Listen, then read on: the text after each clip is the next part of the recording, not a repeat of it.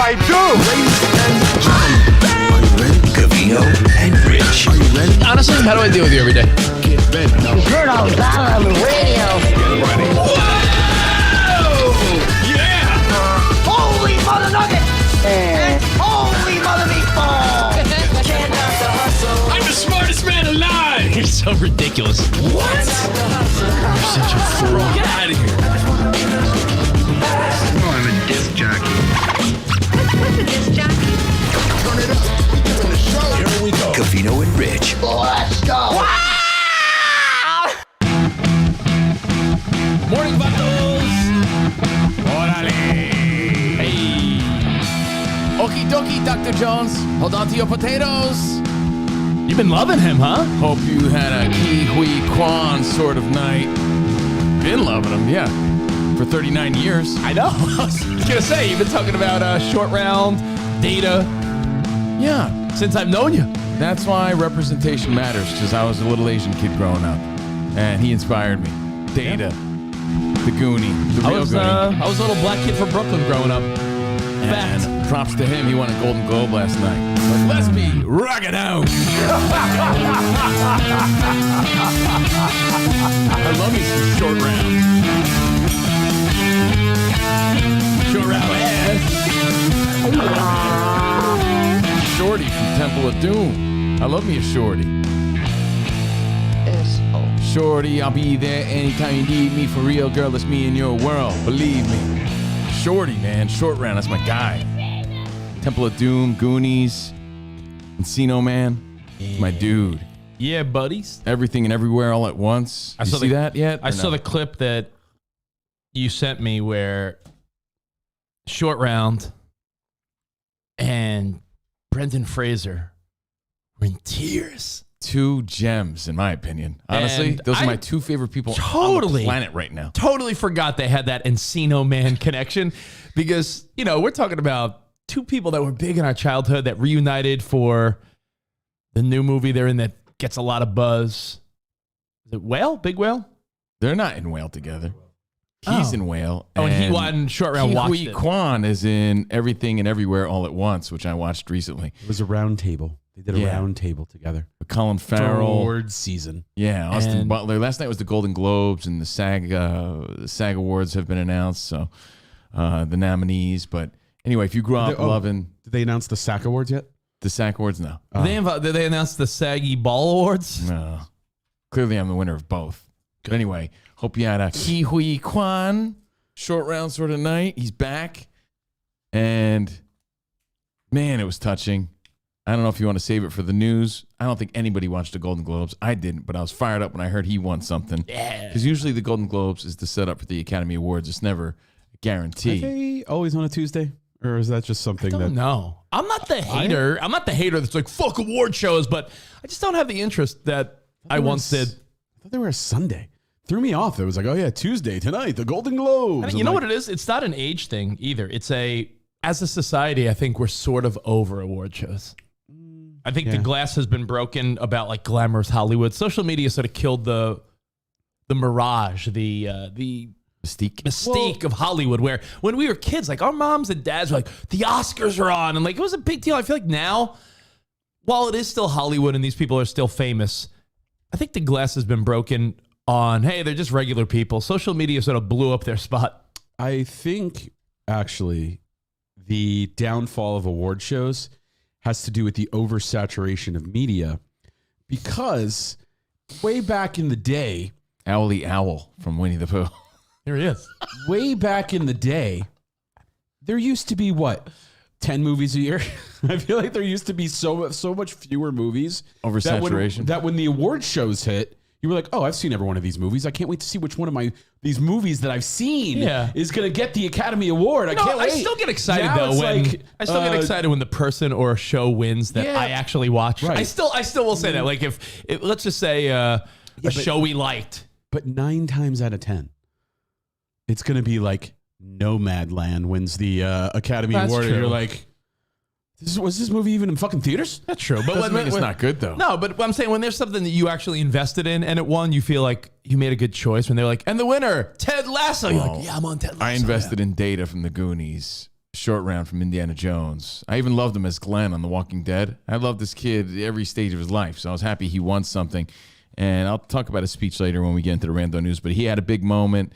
Of course, Eddie Murphy had a big moment last night calling out Will Smith, who may have helped in your feeling of award shows.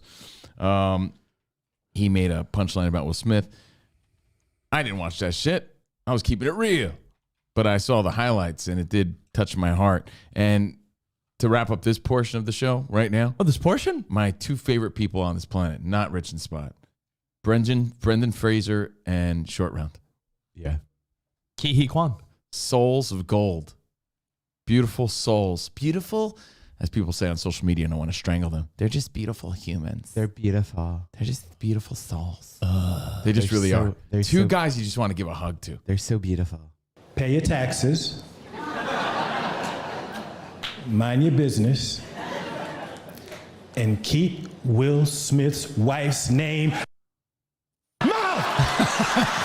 Three things you need to know. That's the blueprint for Hollywood. That's how you make it. Okay, I like that. Eddie Murphy. So there were some really good moments. I'll touch more on it later in the random news of the day. But I want to start off the day by saying congrats to my Asian pal, Ki Hui Kwan. Big comeback for him this year. Actually, don't call it a comeback. He's been here for years. It's been here since the 80s. I want to start off with my strife. It's a two-part doozy. They say things happen in threes, but I won't let it happen. It's been raining for weeks. You can see where this story's going. Oh, the old man snoring? Nope. Cats and dogs. But it's been raining for weeks. Tacos. And just downpour. And like I said it for years. I quoted it. It was in my wiki when I had one. Less sinkholes, more stinkholes. Oh, wow.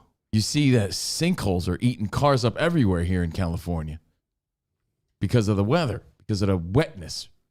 See, you say more sinkholes? More stinkholes, less sinkholes. Oh. Less. I said less sinkholes, more stinkholes. That's also Spot's motto, right?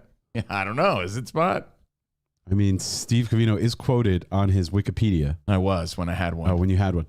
As saying. So they took it down like fucking jerk-offs that they are. Probably because it said the phrase, less sinkholes, more stinkholes. I was right, because now sinkholes are opening up everywhere, eating cars alive. Like that TV show La Brea. Where what was it that the movie doesn't like Ventura Boulevard just open for blocks and everyone just falls in? So I'm seeing the breaking sinkholes news. are eating cars and I'm eating stinkholes. Come on. Keep up. Go. Man, Keep up with 2023. What a world we live in. what a world. Did you see What a World? No, not Waterworld. Waterworld. It's starring What a Spot, world. Spot eating ass. What a world. What a movie. It's nominated for a Golden Globe. So I'm watching all these late breaking news alerts about sinkholes, eating cars. I'm like, man, this is terrible. LA's going to crumble because it's been wet and rainy for weeks now. And it's supposed to rain throughout the weekend. Right now it's not raining, but it's supposed to. Like, thank goodness I haven't gotten any complaints yet about any sort of leaks, any sort of the patio's leaking into someone's house, because that's when you see the damage, right? It doesn't always rain here, but when it rains for weeks, some shit's going to give and people are going to know they have a roof issue or something. Or a sinkhole will come out and eat you. As Matt pointed out, pick your poison no matter where you live. We're dealing with stinkholes and sinkholes. He said a lot of stuff in the Minnesota area closed because of ice. LA is a stinkhole. And I love it out here. it's just pieces of shit everywhere, and it smells like piss when the rain hits, like New York City. And where are you hanging out? Yeah, I was going to say, the rain made it smell sort of nice around here. Right, you're Ventura. You live in Woodland Hills. Your balcony where Theo pees? That too. And sure enough, during the show yesterday, may have been during Fox, but during the afternoon, Jordan hits me up. She's like, oh no. Oh no. Oh no, no, no, no, no. She said, hold on to your potatoes. She goes, there's a big crack in the wall. Oh. Not those kind of cracks. There you go. Spot. Could have just handled a big crack. Spot went like this. Got his fork and knife. I'm not talking stink holes anymore. I'm talking about the crack in my wall. And I said, where's that? She sent me a picture of the big crack in the wall. You guys should try eating some booty holes. See what happens. Oh, man. Maybe your women would like that. You don't know. Tastes like pennies. Have you asked? You fucking, I don't know. Maybe You got to earn that. maybe Sarah's all about that, and she's just too afraid to ask. You don't know what I do with my personal life. Yeah, you don't know. Maybe I fulfilled my don't professional. know. So if you guys eat ass, then how's it You don't know what I've done. How's it any different if you guys eat ass? The fact that you can't differentiate the difference is, I think, what the wildest thing over the last years of my life is. I just think that You don't think the difference between my wife's ass and some random dude are different. Why does it have to be that way? I'll let you handle this. I don't even know what to say. I continue. I want to get back to Covino's crack. Me too. Let's leave my crack out of this. The crack in my wall. I want to get back to Covino's crack. In his loft. So Jordan calls you. She sends me a picture. There's a huge crack. You're like, longer the crack, bigger the ass. She's like, no, in the wall, you dummy. She's like, oh no. Oh no, no, no, no, no. I'm like, don't get all panicky pants yet. And she sent me this picture. Oh no. And I was like, oh. I thought it was going to be Yoko Ono's long crack. That would have been hilarious. Damn it. That is, that's a Oh. little significant. I'm not going to lie. That was the start of it. Yes. You see that they actually repaired the crack beforehand, right? Oh yeah. I didn't actually. Oh, you didn't Till now. notice that? You didn't Now I see it. realize that someone painted over the stucco? So it's clearly been Something happened, and before they sold the house to you, they said, we don't. No, they had the They said, oh no, and then they were like, because that's a textured like stucco paint or whatever that is. And they clearly just took like a regular And coat of then, paint. They were like, oh, we'll cover up the crack in the and hole. your Russian friend was like, we paint over I now. could've did- Good I enough, could've my done that friend. too. Good enough. You paint Good over the new owner. There might have been a slight crack, and I might have painted over that because I did a lot of bad touch up. You know, like maybe there was something there. Isn't that pretty high though?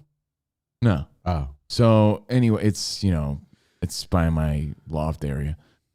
Oh. So I was like, I'm not going to worry about it because if there's a leak coming from the outside from my windows, HOA's got that covered. And I was very proud of myself because I didn't let it bother me. Good. But Don't let shit bother you. People came, brought this big fucking device to sort of dry out the wall, and I'm testing out the moisture and where the moisture was. To see if it needs to be replaced. And I think they're going to have to put some new drywall in there and repair it from the outside, which is fine. And I said, you know what? Fuck it. As long as it gets fixed. Honestly, I'm glad they figured out there's a problem there. I don't care. If it's a simple job of there's a leak, And some drywall. cut out a hole of the drywall, replace it, patch it up, little spackle, As of now, you that know. was the issue. And I'm like, you know what? I'm not going to worry about it. As long as they're fixing it and they're on it. You know, Jordan reported it right away. And the people there were like, hold on to your potatoes because we got a feeling there's a lot of people that are going to be calling us up with some sort of issue that they didn't know they had. But that crack, $20,000. it doesn't matter. The HOA, don't worry Because it's coming from the outside, and HOA covers anything like outside of the building. It's either coming from the roof of the Except building your balcony. or that's sort of my, it's like, because that's inside the It's like property, most right? homeowners. It's like most insurance policies. Oh, the one thing that happened to you. Oh, I'm sorry. Here in the small print, it said that thing's not covered. Yeah, but Yeah, this but it's is pretty covered. simple. It's anything outside Yeah. of your property, right? So the patio would be inside my course. property. This is the covered the outside of the ceiling. building. But not the roof. Yeah, I know. There's always something, but So anything that happens in between there is your don't jinx me. responsibility. Because as of now, they're like on it and handling it and trying to figure it out and hoping that it's just contained in that one area. And yeah, there's moisture there. They're going to cut it out, replace it, fix it. But I'm like, oh man, I hope there's nothing else. But I thought I was going to get away with one. I didn't, but so far not that bad. And like I said, proud of myself that I didn't let it bother me. I came home and he had one of those big like drying devices just blasting throughout the night. An industrial fan type of thing. Big industrial fan. You don't want the mold. Yeah, so that was going on. So they're already on it, which I was happy to hear, and I'm sure we're going to get numerous cases of people just all throughout LA just asking handyman and repairmen to fix their leaks and roofs and everything else. So that's part one. Yeah, they'll test for the mold or moisture and all that. That's sort of standard. Yeah, but no big deal. Hey, right? Hey. You know what's interesting? You would bring this up because something I want to get to later on the show. You said that you were proud of yourself because you didn't let it bother you. Well, I said to Jordan, because Jordan gave me that oh no sort of vibe, and I was like, let's stay positive. I'm not worried about it. Got a show to do. Leave me alone. Well, I was like, let's just be positive about it. Well, there is a... And so far, so good. But I'm glad she handled it right off the get-go because she got at it early, like Mr. Furley. You know what it's like? It's so like, people could actually attend to it. It's like when a flight's canceled. If you're the first person at the desk, you're going to get the flight options. Where if you're the person that's like, well, wait a minute, is our flight canceled? You got to get right to that desk or you got to get right on the phone with the airline. Jordan acted quickly, so she's sort of at the front of the list, which is nice, right? That's exactly what's happening. So, but there's a list I saw, and this sort of goes along with what you're saying. So later on, maybe we could touch on this.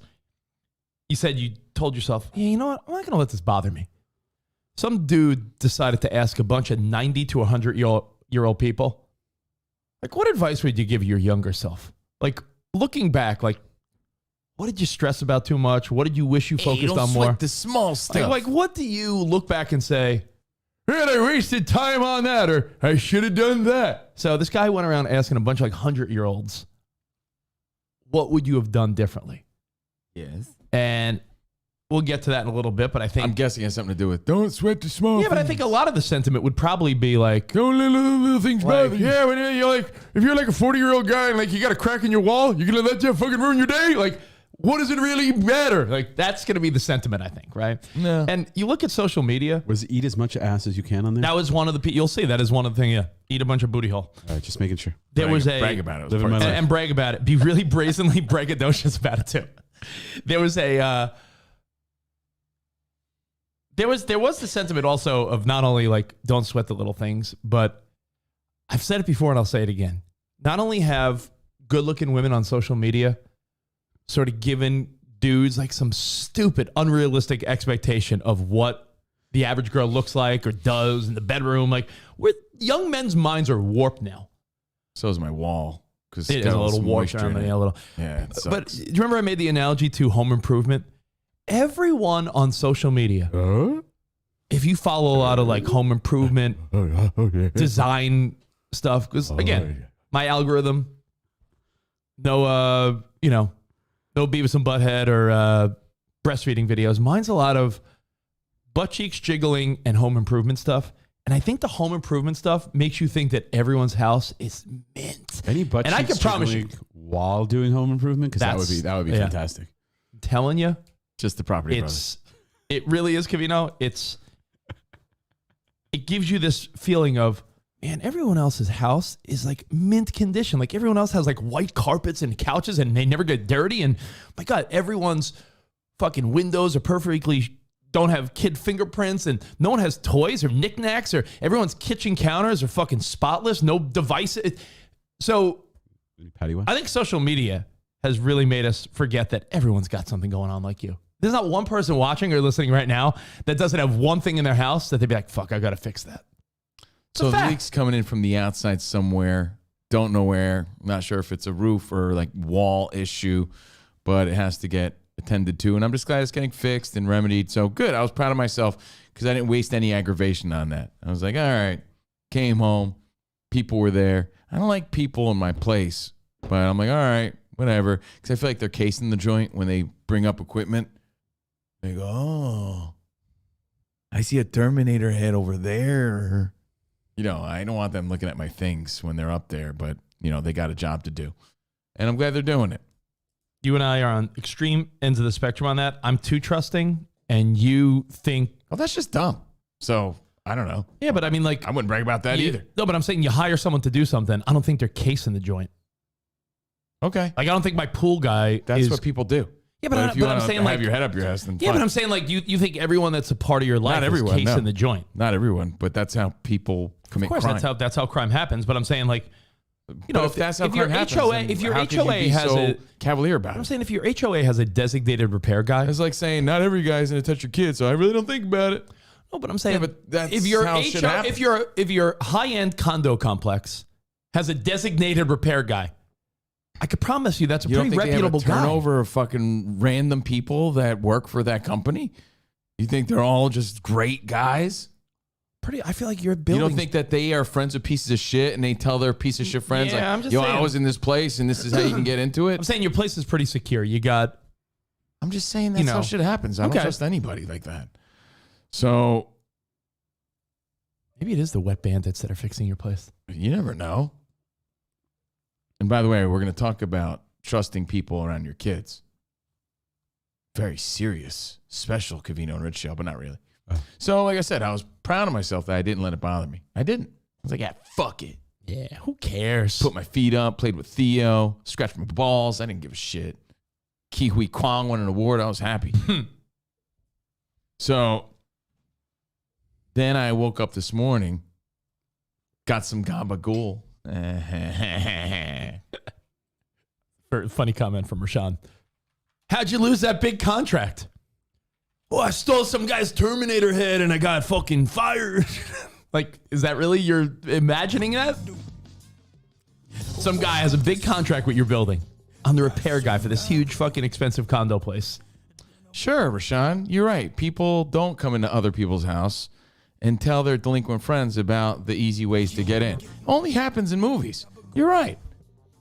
Doesn't happen in real life. Sure it doesn't. So anyway, think what you want. Woke up this morning, I got some gabagool.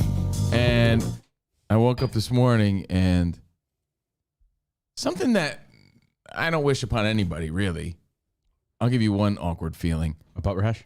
I drove Melody to school today, but Jordan came with me. And she doesn't normally come with me for that process, right? Like when your kid gives you attitude in front of your new significant other who's not the real parent, full parent of that child, it's the most awkward shit ever. It just is. And that sort of grinds my goat a little bit. Like, you gotta give me that attitude in front of Jordan. It's really awkward. And it's just typical teenage attitude. It really is. Which is no thing, but it stands out more. It's the wallpaper theory. Your parents could have the shittiest wallpaper in their kitchen from 1970 something. You don't notice it really. But you bring someone new into that mix. You look around through their eyes and you're like, this is the shittiest wallpaper ever. You know, the attitude, the teenage attitude is magnified. I remember in moments like I this. remember thinking like, It's a quiet morning vibe. And it's like all I'm getting is attitude because I'm like, hurry up. And just like, keep my shoes on. Stop that deep, Todd. Stop rushing me. Yeah, that kind of shit. Like, I'll be you ready guys don't when I'm know ready. the awkwardness that I have to live with in those moments. It's like draining, life draining. And then the whole ride, I'm there like Chris Farley. Son of a bitch, I'll turn this car right around right now. Oh, man. I remember thinking that when I realized my mom's bathroom was all decorated like with pink seashells. I'm like, oh, now I notice it because I'm around my friends. It's an example, but it's not as bad as what I'm describing. Because it's like, it's unnecessary. Anyone else's mom, pink seashells? That's the vibe. Very 80s, 90s. But that's just part of my morning, right? So I'm like, come on, Melody, let's go. I'm trying to get you to school on time. I don't give a fuck. I am trying to do this for you. And, you know, Jordan's there, hearing her give me attitude. It's just awkward because there's a part of me that's like, Yeah, she's a kid. She's a teenage kid. That's gonna happen. Like that's Yeah, like but that's like it saying happens a teenage lot. kid. Saying teenage kids don't give you attitude. yeah, but Like every teenage kid's giving. you're missing the point. That's not the point. Why not? It's magnified in those moments, right? It's one thing. I'd say if Jordan was new, it would be more magnified, even, right? No, never changes really. Because You've been together 5+ years. it doesn't change. I'm telling you, unless, you know, maybe years and years and years from now, when people grow up and things change. That's just the way it is. As I was listening to on my way here. Some things will never be. How's it go? Some things will never change. That's just the way it is. Because I'm listening to 80s on 80. Oh, man. Had to give me attitude, right? You had to give me attitude. How to do that? Anyway, finally exit the elevator in my complex, and I look at my car, and most guys, except for guys who never understand what I'm talking about, like Andrew Hart, guys like that, most guys have a duffel bag in their trunk, right? Or am I the wacky, crazy guy in case a basketball game breaks out or something? Nerf football game breaks out, right? Everybody has like a duffel bag with some sneakers in it or something. I think With that's a common sentiment. Yeah, in my Some trunk gym I clothes. have an extra hoodie, pair of gym shorts, and my baseball cleats, my glove, and I wish I had a football in there, but I don't. I should put one of our Covino Rich Nerf footballs in there. I feel you. Well, when I walked down to the garage this morning, I looked at my car, and my duffel bag was right next to the driver's side door. And I thought to myself, I didn't take the duffel bag out of my door, out of my car, out of my trunk. Why is it there? And I look, and I'm like, my basketball's still in there. My sneakers are still in there. How did that happen? Jordan, you're the one that moved your car last. I didn't do anything. I'm like, oh, yeah. So then you start replaying everything. Yeah. Like, did you take my car? Why's my bag out here on the floor? What else? By the way, do you have any emergency shit in your trunk? Someone asked. Like I got jumper cables and a little emergency kit. I used to. I think I lost that in the divorce. Oh, okay. I used to have stuff like that. I don't think I have anything like that right now. But I have some Armor All shit, some cleaning rags. Yeah. Mario Wrangle the Dangle gave me, those microfiber dashboard, Nice. picks up the dust sort of thing. You have your trunk shit. But then you always have like other shit in your trunk. So I'm like, wait a second. Someone break into my car last night? Fuck. So I'm like trying to figure this out. Like, why is my bag? I didn't take my bag out. I know I didn't take my. I did not. I haven't played basketball in months. I did not take this duffel bag out. I know I did. We would have been hearing about your uncontested threes. But I did go into the trunk yesterday, but that was earlier in the day. Then I came back. I switched cars with Jordan. Fuck. Then I start trying to think about everything that's in my trunk. Because my trunk, especially around the holidays, there's boxes, right? Like, what's in my trunk? And sure enough, someone broke into my car last night. Because when I pulled into your driveway, I opened up my trunk. I'm like, boxes are gone. Fuck, they took. So I don't know what they took yet. I know Jordan had like an expensive hair dryer in there, like in a box. Spot those computer speakers you gave me? I guess they're trash because the thief didn't even want those. Because at least one bag of them are still there. I don't know about the other. Are you certain? Wait a second. You're not going to find your duffel bag in your room tomorrow and be like, oh, there it is. No. Hold on. It was in a box. Is my gaming headset? Oh. No, that was in my back seat. I got to check. Because if it's not there, you owe me for that. That's fine. I mean, I'm glad that he got all defensive. He got all weird quick. Well, he just said there were two because the guy's telling a story and you're like, well, if it's not there, then you owe me. Actually, let me check. Let the guy tell his story. I just lent him something. Backseat to see if. And I said, this is my pricey headset. I'm lending it to you for your daughter. And he's just saying, one of the things is still there. I'm like, oh, wait, is the other one still there? Yeah. How is that not a legitimate question, Richard? No, you're right, though. But that was actually in my car. Let the story breathe. Someone broke into my trunk. I mean, the story's there. We're not, there's nothing, he explained things. Yeah, but your first thought is, seems selfish. No, it's not. Because it's something I just lent him yesterday. Spot did lend me gaming headphones. Because my daughter got a gaming computer for Christmas, and her headphones were a gift that she got in New Jersey. So they're going to mail all her presents from Jersey. So I said, in the meantime, hey, Spot, you got some headphones I can borrow? And you know what? They're in my car, but on the floor. Like, why would so I'm hoping they're there. Your car right away and give them to your daughter. I'm just hoping they're there. Yeah. But someone broke into my trunk.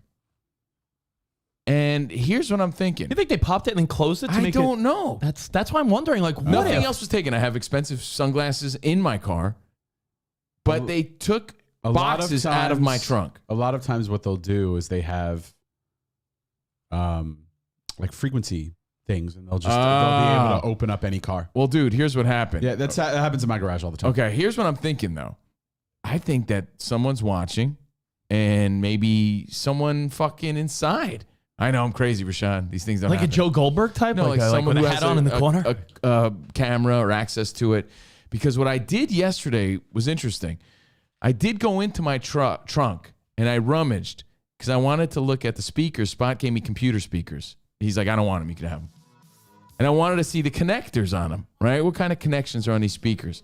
So I'm holding speakers. They may look valuable to someone watching me. I'm holding up a woofer, a subwoofer.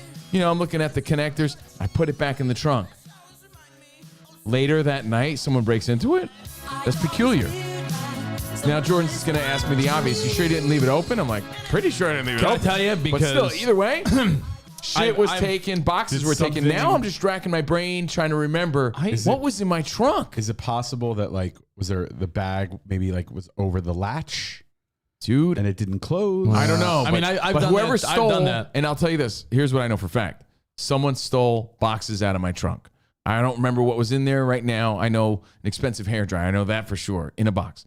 And I know that whoever rummaged through my trunk took my duffel bag and placed it by my driver's side door.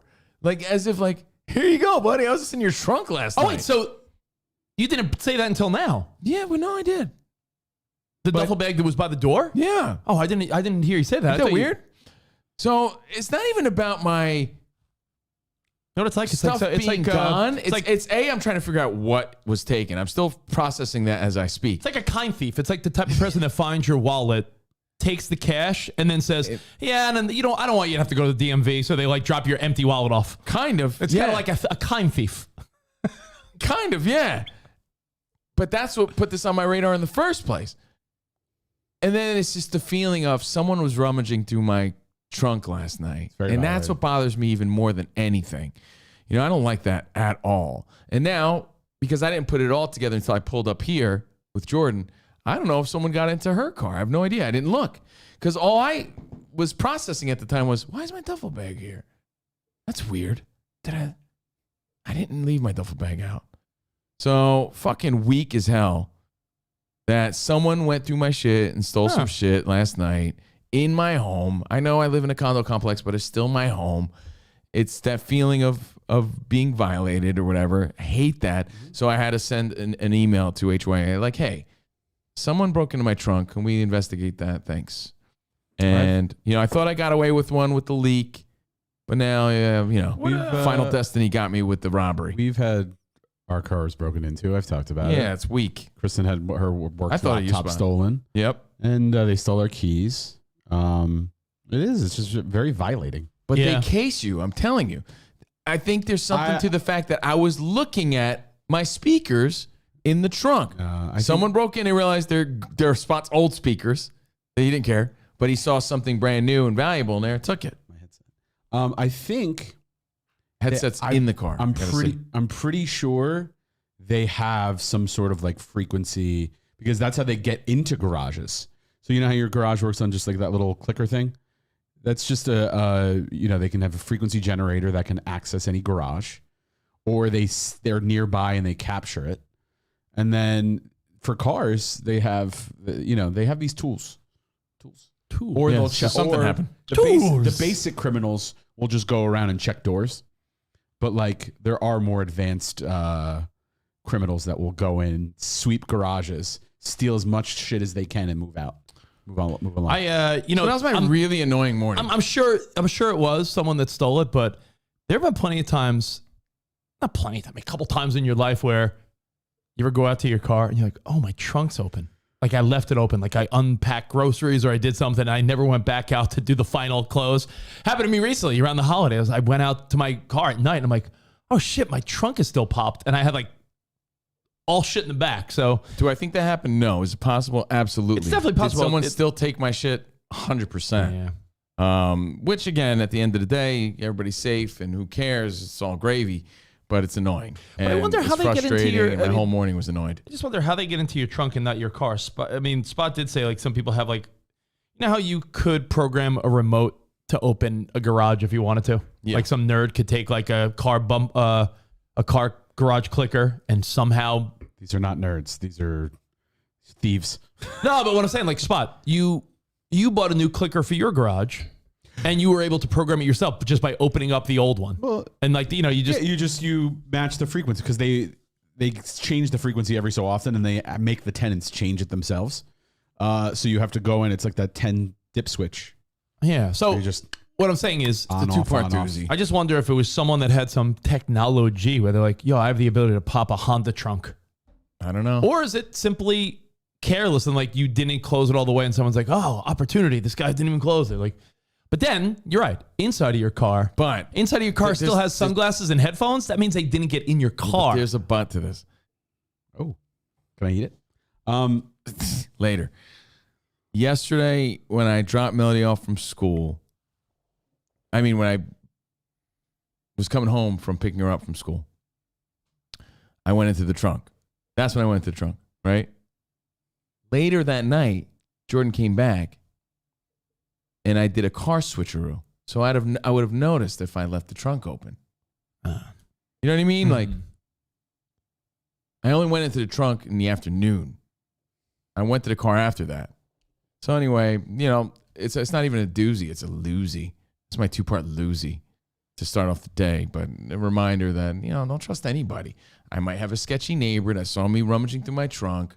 Oh, what was he looking at there? I don't think it was a neighbor. It could be anybody. There's sketchy people I'm everywhere. telling you, like I have the camera set up in my garage. They come in at like 3 or 4 a.m.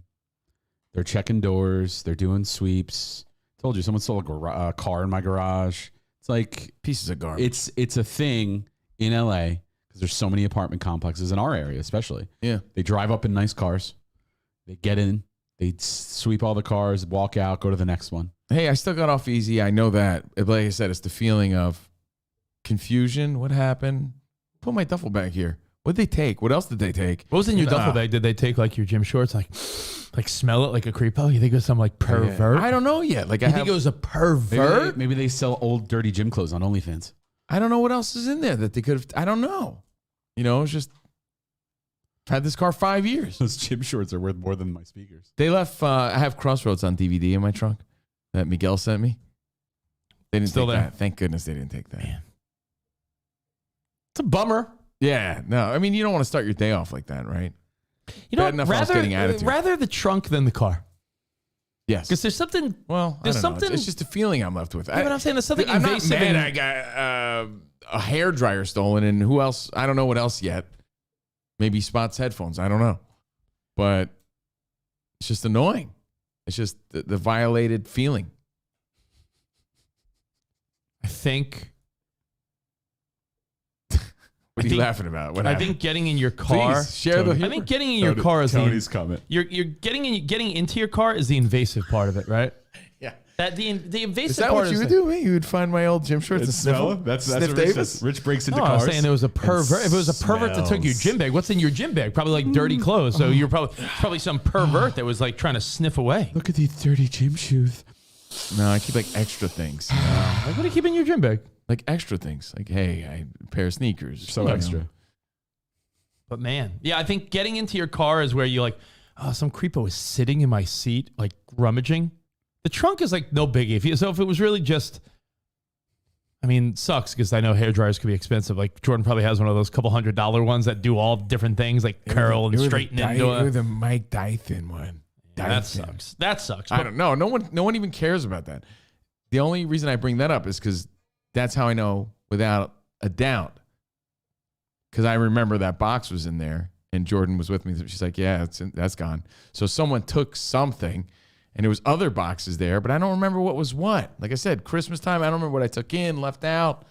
I don't remember. But I do know that I was rummaging through my trunk yesterday. Someone could have been watching me. There it is. The end. Don't trust anybody. sucks. I have another story about trust. Sniff, sniff. But I know Rich has some things to get to too. But No, yeah. What do you got? I want to hear it. okay, well, this is a Trust. story of trust, and you get things twisted. Of course, I lead with trust, but I'm always looking out for the eye of the vato. You always gotta have, your eye on people. By the way, have you thought of getting the club? My dad has one. He'll give it to you. Why would I need the club? Just protect your car. Yeah. Really? Like it's coming back? Bring it back? I don't know. The club. Just asking if you thought of getting one. No, I haven't actually, because it's not 1994. Why not? Why? I mean, My dad loved that on his Saturn back in the day. If they can get my Saturn. if they can get into your car, maybe they can drive it away. So you got to have the club. You know know what? what you Let's bring up the club for the young guys we work with. At Fox. Perfect. I have that written down. Yeah, Perfect. yeah. The club. Yeah, they'll be like, you used to do what? I wrote that down as one of my fun thoughts. We for used today. to have a club, and then I would take the face of my stereo off and I'd put it in my pocket. You know what you need? Some people would actually take their whole car stereo out of the car. What? No With their club and everything. Oh yeah. What What about the Viper? You know what I Way think back you need? on a Wednesday. You know Remember what I think the you Viper? need? I think you need some Budinsky nosy neighbors that Like are unintentionally like your security. Like the Lovejoy? Just have this one rude Russian lady who has a fucking beehive hairdo. Like if you get like Doesn't ever Barbara smile. next door or Hank across the street. If all these, Hello, I feel like No, part she of doesn't even smile at me. I'm like, hi. besides my home security system and all the fucking Ring cameras Sarah put everywhere. Besides that, I feel like my neighbors, not just my next door neighbors, a bunch of retired, I'd say busybodies, but Rich lives next to the Lovejoys. I live next to the Volkovs, who don't even smile at me. hello, good to see you, Steve. Oh, the club is apparently back. Is it? Yeah. Maybe I need one. The club. No, my point is, if there's like my neighbors are the type that are like, are you going out of town? Yeah, we'll be gone a day. We will definitely keep an eye out. I'll make sure they like, I feel like old people love to like be busybody helpers. You saw it when my neighbor found that wallet. Remember, he had all the time in the world to go to the police station, to go everywhere, make reports, do everything. So you just need to find who is the busybody old person in your neighborhood and be like, yeah, keep an eye out. Also, you know what's a really good theft deterrent? A strip of duct tape on your trunk that keeps your handle on. No one's touching my car. People are thinking, hey, he's got nothing in He's there. got nothing in there. I mean, this guy's using duct tape to keep his car together. I mean, I'm using duct tape to keep my car luckily together. nothing major, right? good. But it's just my story in my morning and I'm sharing it. Now, talking about trusting people, no, I don't trust these fucking people in my house. I don't. Why should I? I don't know them. Know you. I mean, that is true. Because remember, I had the one guy that stole shit from my doorstep and stole my camera lived down the hall. I mean, granted, he was crashing with my neighbors. He was a friend, criminals don't just But he fucking was advertise that they're criminals. living in the building, stealing shit. So You need some old person that's like, hey, a car was on the block that I didn't recognize. That's like that's the type of annoying neighbor you sort of embrace a little bit. I only embrace Theo. He's the only person who really loves me. It's unconditional.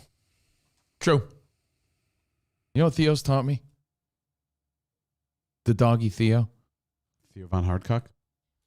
How to live with a monster hog. I'm like, put that Slim Jim away, dude. Put some overalls on this dog. Put that away, You buddy. should dress your dog. Yeah. Not snapping into it. Put it away. He made me realize that he's the only one that likes me, like in life, because no one's as happy to see me as Theo. It's possible. For that, I appreciate him. Yeah. Nobody. No, nobody. No, that's no argument. Not even like Jordan when I come home with Mickey D's. Not even Jordan when I come home with fries. Becker said I'm onto something. The nosy neighbor is also, while they're annoying and nosy, they double as security. Like Aaron saying, Kiefer took a little trip. The neighbor called like within minutes, like, your side porch light's on. Do you want me to handle it? Like nosy old neighbors are fantastic for this reason. You used to make pals with like the old lady down the hall. I don't like letting people know I'm away at all. I don't want people seeing me with suitcases because then they know I'm not home and they're going to steal my shit. So anyway, That's why Covino covers his suitcase. How do you when Covino goes to get an Uber at the airport, he puts hat a on blanket top. over it and puts a hat on put and a a face. hat Makes it look and like a little trench coat over it. hey, who's your friend? Not mind your own business. So let's talk about trust again. Trust, but in a different way. How do you handle your teenage daughter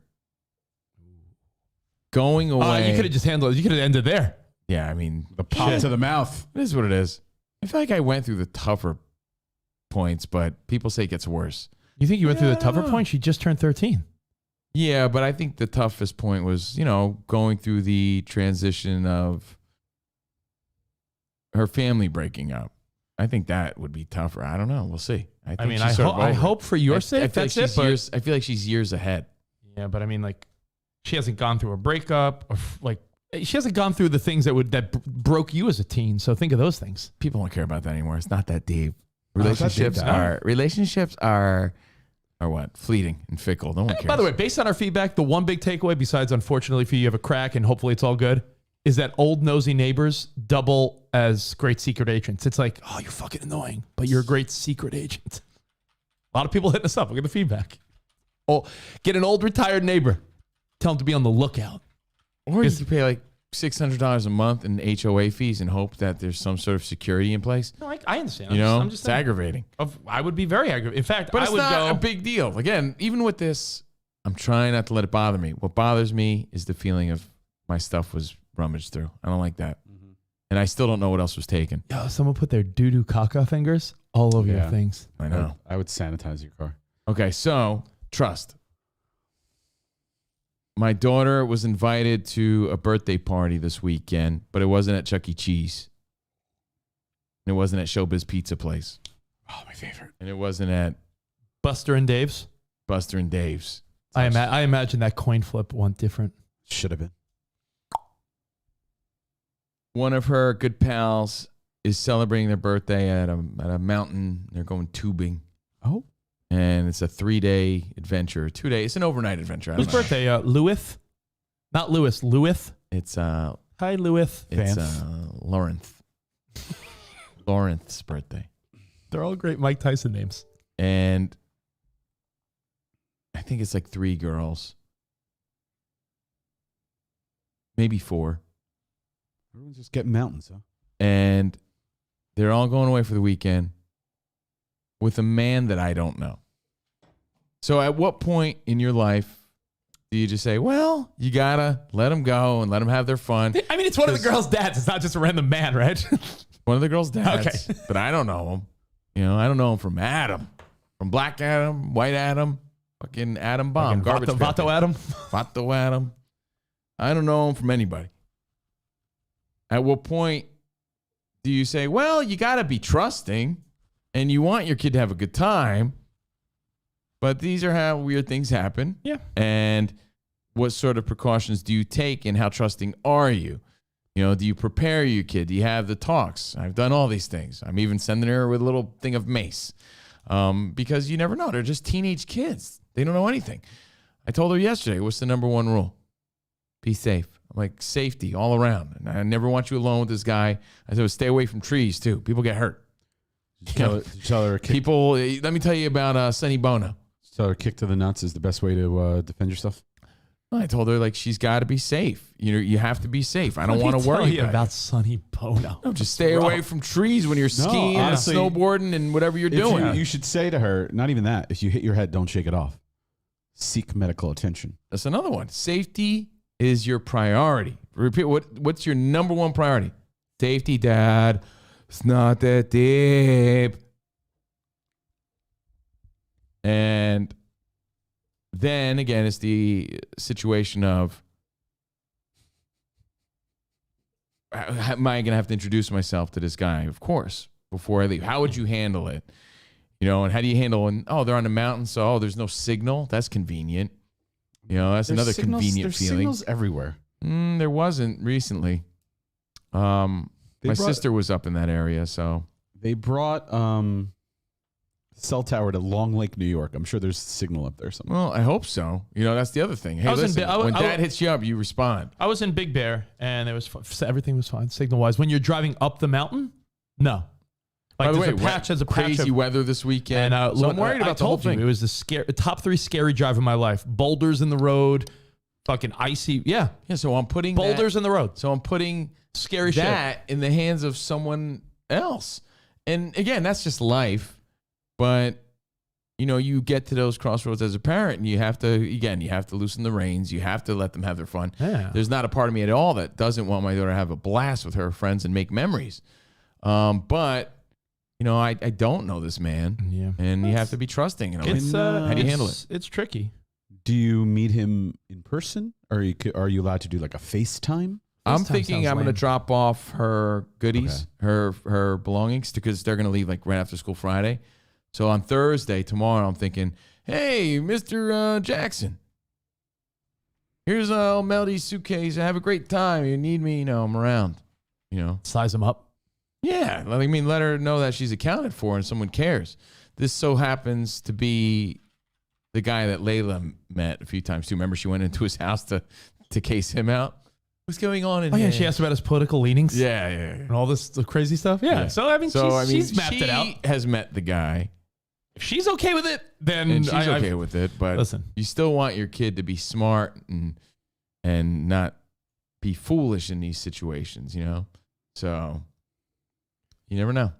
That's this weekend. How trusting are you, and at what stage? Spot, you did a lot of head shaking during that. So why is that? I would be cautious in this situation. By the way, I love your diver down T-shirt. Thank you. If you Google diver down. It's a diving. It's the diving emblem. Diver down. Is that what it is? I didn't even know that. Yeah, I had no idea. Yeah, that's why Diver Down to me is just an album from Van Halen. No, it's the diving. So that explains it all. Then here's a question from John. He goes, roles reverse, Covino. Let's say you would take a Melody and her friends on a ski weekend. What would you do to put the other dad's minds at ease? And then you could sort of expect that same everything possible courtesy. Like, hey guys, listen, anything you need, I'm always accessible. I'll make sure they're safe. Like, what if he's giving you the assurances you would give him? I haven't gotten any. One word. This should be two technically, but one word. AirTag. Throw one into her bag. This way you know where she is at all times. I have one. Put it in her bag. Yeah. Serious? And by the way, you can't. There's a couple caveats here. I'm serious. No, it's not a bad idea. Say this is for your safety. I don't want to know where you are. I just want to know where you are. Jordan got me one for Christmas. For your duffel bag? I heard you put it on Spot's headphones. Oh man, it was in my trunk. Well, now you can track it. Yeah. I never activated it. I didn't know how. Actually, where is it? Track it. That's the point of it. Yeah, I was gonna say, if you can't find it, that's the whole point. Did you activate? Did you activate it on your phone? Oh, you know what? I left it. No, I actually left it in my duffel bag? Travel bag because I was traveling. Oh, okay. Okay. But yeah, I'm serious. Put it in her bag. This way you can. No, that's actually a great reminder. I will give her. I mean, I know the mace sounds extreme. I get that, but hey, I'd rather be safe than sorry. I don't know or trust anybody, to be honest. Something you also have to keep in mind. And Rich is right. Like, if that was me, I would be way more accessible of, yeah, it's Melody's birthday, and if you guys want to check in anytime, here's my info, blah blah blah.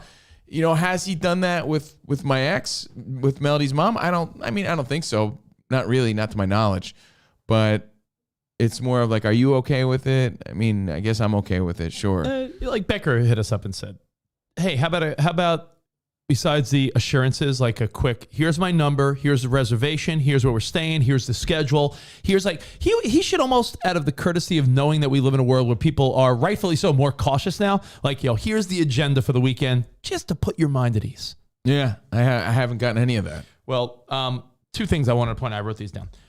On the way up, I think the biggest danger is not this guy. It's the drive. It's the drive up that mountain. When I said boulders, but that's part of my concern. Yeah, when I said boulders, Spot looked at me. She's in the hands of someone else. Spot looked at me like I was on drugs. When you say boulders, I think of those huge things that fell in Raiders of the Lost Ark. Yes, like that.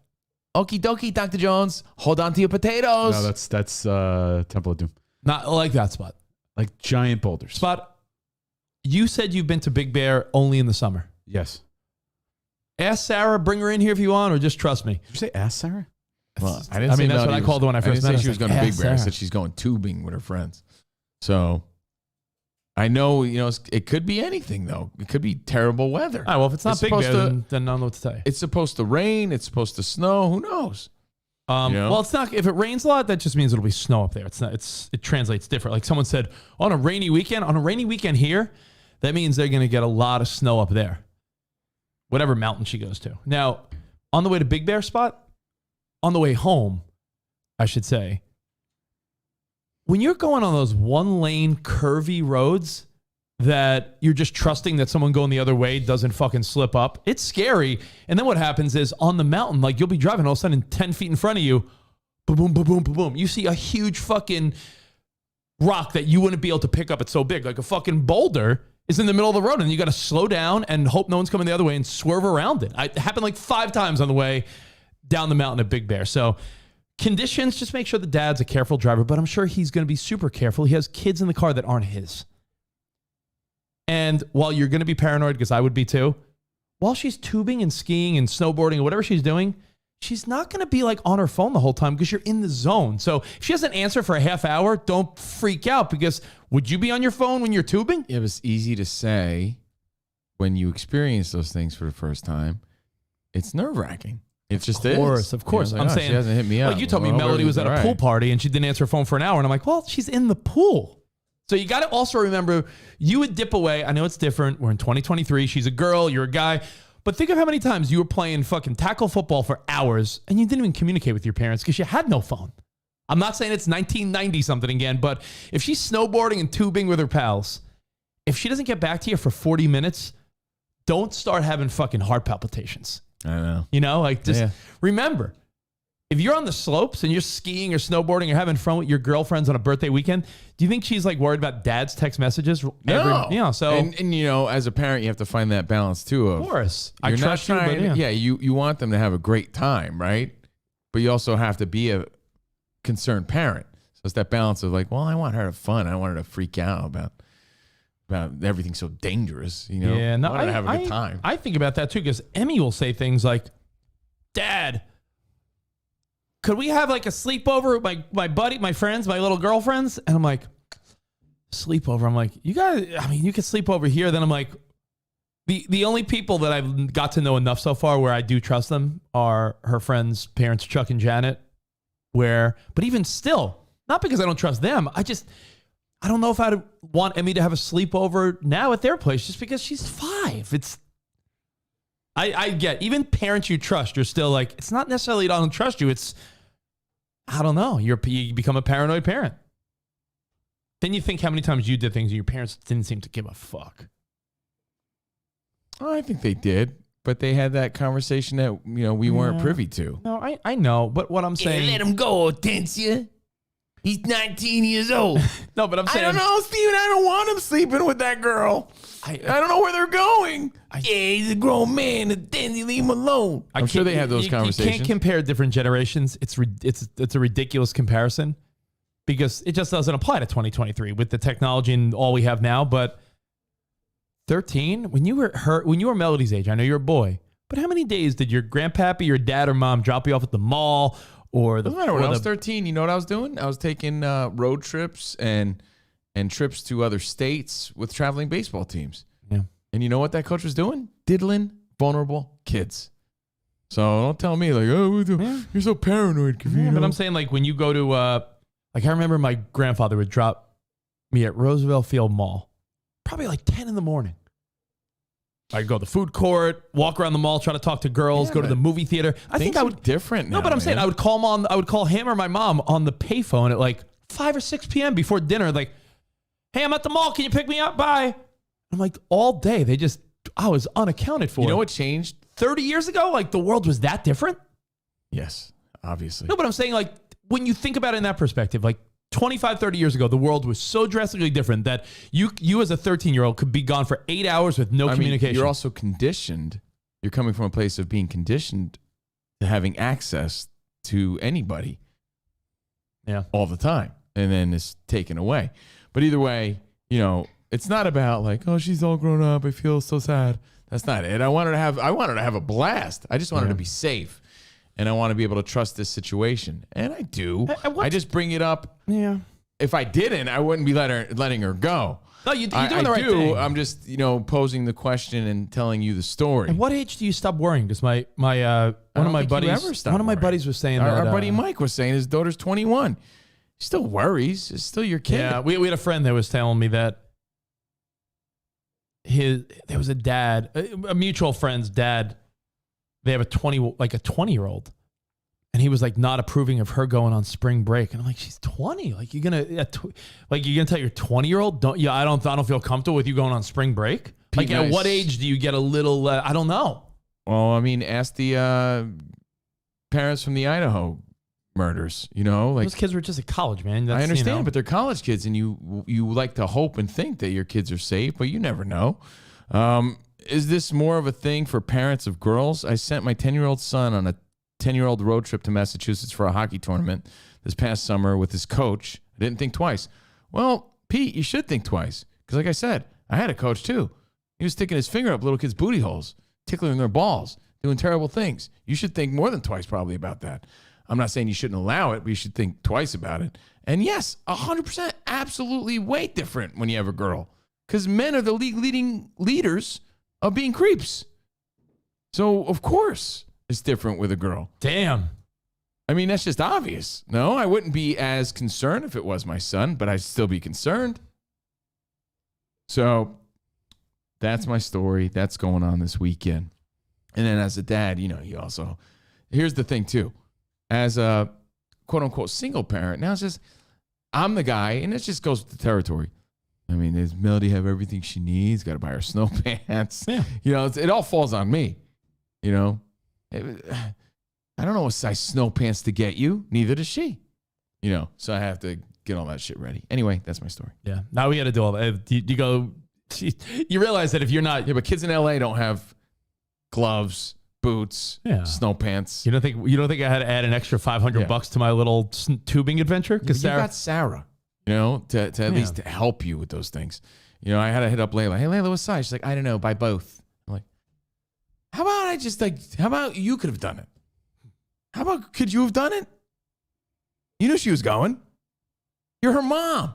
I'm not good at this stuff. I'm a bozo dad. Your mom chimed in? She did? Said she thinks you left your trunk open and no install stuff. She goes, she thinks you're like the careless type. It's very possible. But it doesn't mean that my stuff wasn't stolen. No, yeah. It was. Yeah, my stuff was 100% stolen. Is it possible I left my trunk open? Yes. But here's why I doubt it. Because I went down again to switch cars with Jordan. Maybe they took stuff and then closed the trunk. She said, then I would have saw the duffel bag out. Oh. Yesterday. Here's the sequence of events. I got you. Duffel bag wasn't there. Yesterday. Came home, right? With Melody after school. Rummaged through my trunk. Was looking at the speakers. Went back inside. Jordan came home later on. Hey, we got to switch the cars around because it's tandem parking. Mm-hmm. Sure. Came down. Boom. There was no sign of trunk being open. Yeah. So I came down again. I would have noticed my trunk was open. Maybe not. But either way, still, I went down there again. I would have saw the light on maybe that the trunk was open when I moved my car. Don't know. I don't remember seeing it. Either way, that happened. And either way, shit was stolen. So that's the other thing. Like, there's so many pieces of shit that even if you leave the door open a little bit, they're gonna knock it down and be pieces of shit. That's why you have to keep one eye open. You ever wonder how? I mean, what are the chances I left my trunk open one night? I couldn't just get by the one night. Yeah, I couldn't get by one night where I left it open and it was cracked open this much and there was no piece of shit in sight. No, the one day I left my trunk open, there was a piece of shit ready to fucking pounce. I think about that when you leave something somewhere for like 2 minutes. No, and you leave your wife to go to the bathroom for 2 minutes at the bar. You come back, there's a piece of shit on her. Like, man, I was gone for 2 minutes. I'm saying, have you thought about the whole feces? You leave something for 2 minutes, and when you go back and it's there, you're almost relieved. And you're like, why should I be relieved? I should be when I took Emmy ice skating, when we were taking off our ice skates, I guess my phone slipped out of my sweatpant pocket on the little chair. I walked to the car and I was like, oh shit, where's my phone? I did a quick panic, like, where's my phone? I went back, 2 minutes later. The fact that it was there, I will be honest, I was like sort of surprised happy. Because it's almost weird to think you leave your phone somewhere. Are you assuming some jerk off is going to steal it within minutes? Well, In a public place? That's the possibility. If you were at the food court at the mall with Melody getting the Subway or Panda Express or something, hey, Melody, let's go to the mall. If you left your phone on a table at the food court, walked down, you walked into a store and you're like, oh, fuck. You go back to the food court, in my mind, that phone's gone. Because you know why? There's probably a piece of shit There's always an eyesight. 2 out of 10, I bet. Is it? That's my calculation. Yeah. 2 out of 10, garbage. And by the way, your headphones are safe, Spot. I think. What percentage? The bag is there. What percentage? I didn't leave them advertised. It was under the seat. What percentage of people? That's a good question to wrap this up. Out of 100 people, you know how yesterday we discovered 2% of our audience participates in the feedback. 2.5%. 2%. So we got 2%. If you hit us up on social media, if you hit us up on Patreon or anywhere, 2.5 are participating. live. live. So when you think of it that way, that's two out of 100 people are playing along. What percentage of people would fucking steal a phone they saw sitting on a table at a food court? Out of 100. 20. You think? Yeah. Spot, do you think 20%? You think 2 out of 10 people would steal someone's phone? People are garbage. Look around.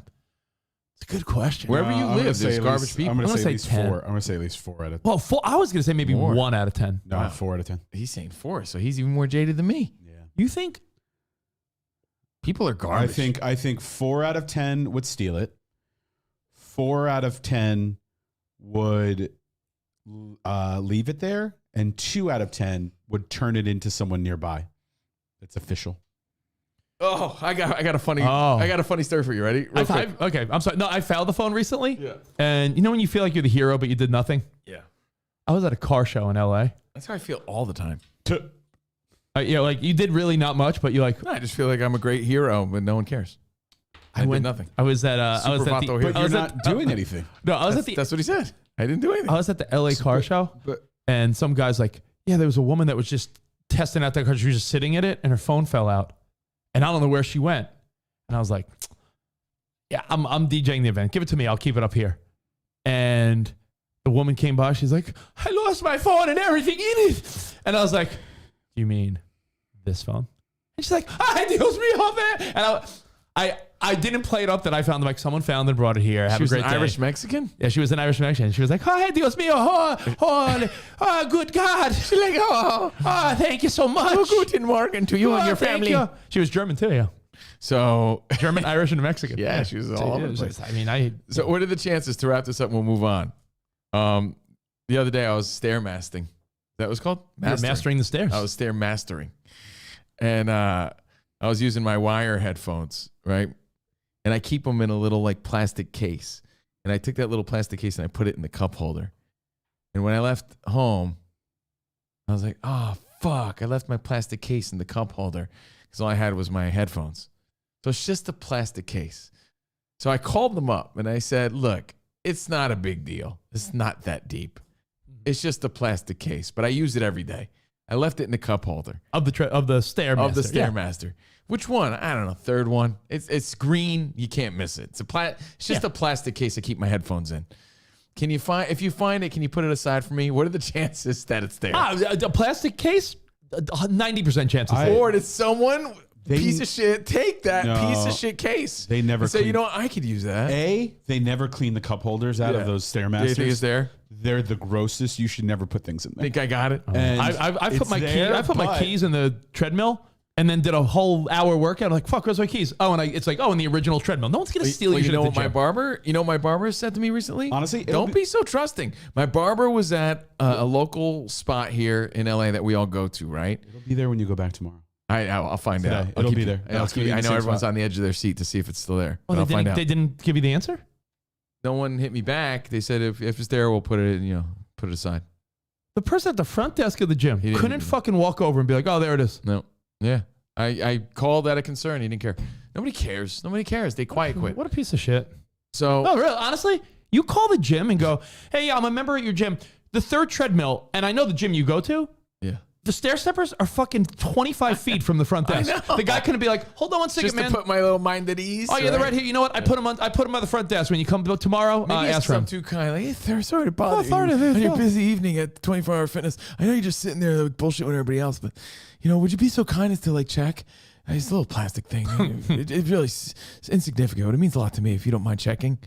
Oh, Maybe I'm just too kind. People Thank don't you care. so much. So my buddy, my barber, Jose, right? Igor and Jose. These are the two. These guys battling for that pump. These are the guys battling for this. But Jose is like, yo, Holmes, you believe I fucking left my sunglasses at the Poor Billy's? By the way, I'm are just they- making some place up. Are they too busy fighting to cut your hair properly? Look at that. I went opposite direction. My mom hit me up yesterday. Like, I don't like your hair to that side. I like it better to the other side. But I know, Mom. It's part of the process. Is it? Just trust the process. Is it? So my barber says, hey, like, you believe I left my sunglasses? They're like a few $100 sunglasses. I left them at the restaurant. I called them up. I said, hey, I left my sunglasses there. They're like, oh, okay, yeah. Oh, we have your sunglasses. We'll put them aside. I go in there. I say, hey, you left my sunglasses aside. They can't find them. You believe that shit? I'm like, what? I was like, I go to that place all the time. They told you they had your sunglasses. You went there and now they can't find them. That's some bullshit, bro. He's like, yeah, I don't know what to do about it. I was like, I'd be causing some ruckus. I said, I'm gonna ask him about it. That's some bullshit. Yeah. Isn't that some bull? That's some bull. So I'm gonna go there and I'm gonna say, hey man, you got my little plastic case? Like, yeah, we put it aside. And then they're like, oh, I can't find it or some things. Like, What do you mean you can't find it? What happened to it? like Tony H said, 40% of the population is thieves, according to Spot. Yeah, It's not in LA, active thieves. Los Angeles. It's thieves of opportunity. It's like it's petty theft, but it's theft of opportunity. Like, I'm not going to actively go steal a pair of sunglasses, but if I see a pair of sunglasses sitting around and no one's around, I might be like, no one's going to take these. I might as well take them. So, Rich, basically, my barber said that he left his sunglasses. They said they had them. We'll put them aside. Came back to retrieve them. They're just magically gone. Can you imagine the frustration of that? I think I was throwing the top set. There was this one time I was at this resort. It's I was just at a the resort principle. and I left a bag on the beach full of like drugs and party stuff. Oh, cool. And the guy that ran the place, his name was Armand. Armand. I was like, yo, did you find a bag on the beach? And he's like, no, I did not. And I knew he did all my drugs. And then he ate your ass. Then I was like, how are you going to pay me back? And then, yeah, the rest is history. Armand. I got a feeling that Armand was doing all the drugs. I have a feeling that he found the bag. Yeah, me too.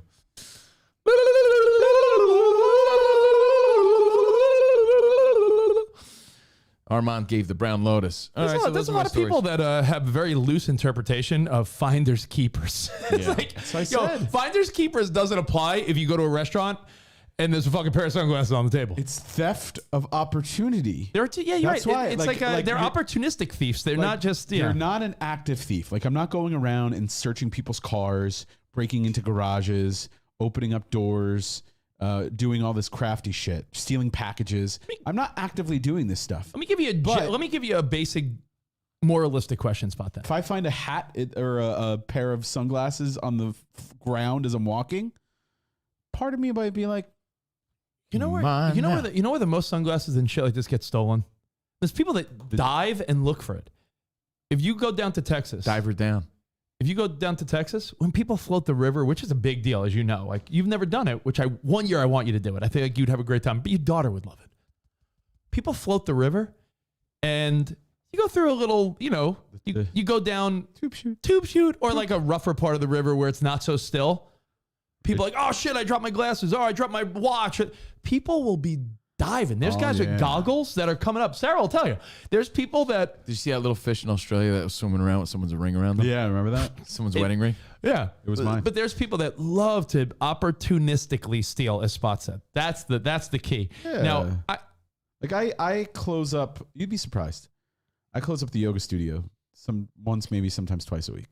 The shit that people leave behind Some people leave their shoes behind, and I'm curious, like, are they just walking out without shoes? They probably went like to their with their socks to the car and like, oh, where are my shoes? I've seen Rich do that. Like, how do you just leave your shoes behind? But socks, like, you don't remember you wore socks to take yoga. But people leave a lot of shit. They leave a lot of sunglasses. I mean, yoga mats, a lot of them. But like water bottles, which are like fancy, like $50 water bottles. And anyone leave their panties for you, Spot? Maybe their briefies, boxers. Kidding. But you know, it's a lot of times people will leave nice glasses, sunglasses. Did you smell them? And you leave like. I clean up and I put them in the lost and found, or I put them. But sometimes people come back for them. A lot of times people do not come back for them, and they just forget about them. And in that case, where does it go? The lost and found. Go lost. You know what? I just found it. Yeah, listen. You give it a week. Give it a week. You're right.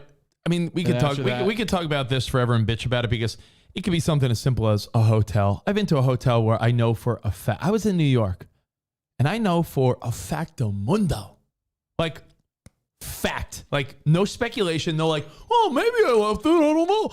I know for a fucking fact I left my work laptop charger plugged in the wall because I left, and when I got to my destination, I was like, oh man, I got everything, but I left the charger plugged in the wall. I called the hotel and I'm like, hey, I was in room 209.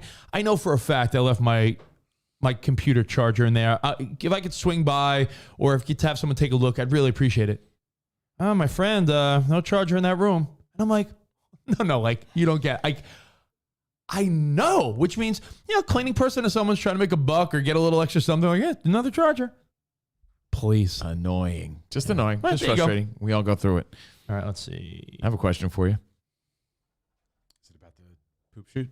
Poop shoot. Nothing about poop shoots. Oh, Richie, a poop shoot. The tube shoot? Oh. Richie loves the poop shoot.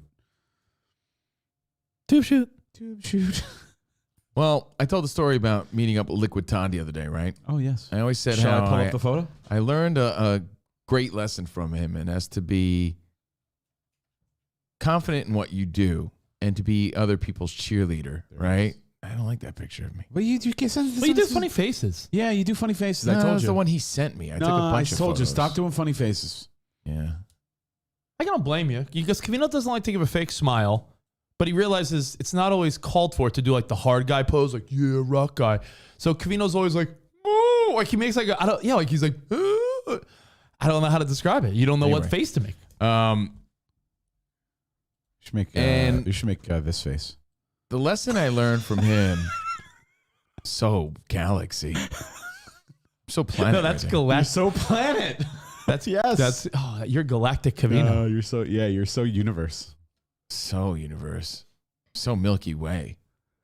In that, It's like you ate a Milky Way. AI photo we just showed. So the lesson I learned from him is he was so confident in what he did. He had no qualms or hesitations whatsoever about being my biggest cheerleader and giving me an opportunity. I always respected that. But what I'm about to say may sound hypocritical because I have always been willing to help someone out when they need it. Yeah. Like, hey, man, yeah, I'll recommend you for that. Sure. But I'm going to switch the question up a little bit, and I'm going to say, well, what if you don't know that guy? And what if they're going for a job that you do? You don't owe anyone your kindness in that case, do you? If they're going for a job that you might I have an want. example, right? I can't wait. Yeah. And again, am I confident in what I do? Yeah. But Most confident guy I know. you don't want to be overly confident because everybody's replaceable, right? I already learned my lesson. The stove is hot. You're just a number. So why would I want to recommend my potential replacement to anybody if I don't know you? I don't even know you, right? That doesn't mean you're a bad guy. So here's the story. Some guy reached out to me. People reach out to me constantly. Remember, we're on the radio. Man, that shit was funny. Yeah, can you wish me happy birthday? Yo, Covino, check out this link. It's a taco song you like.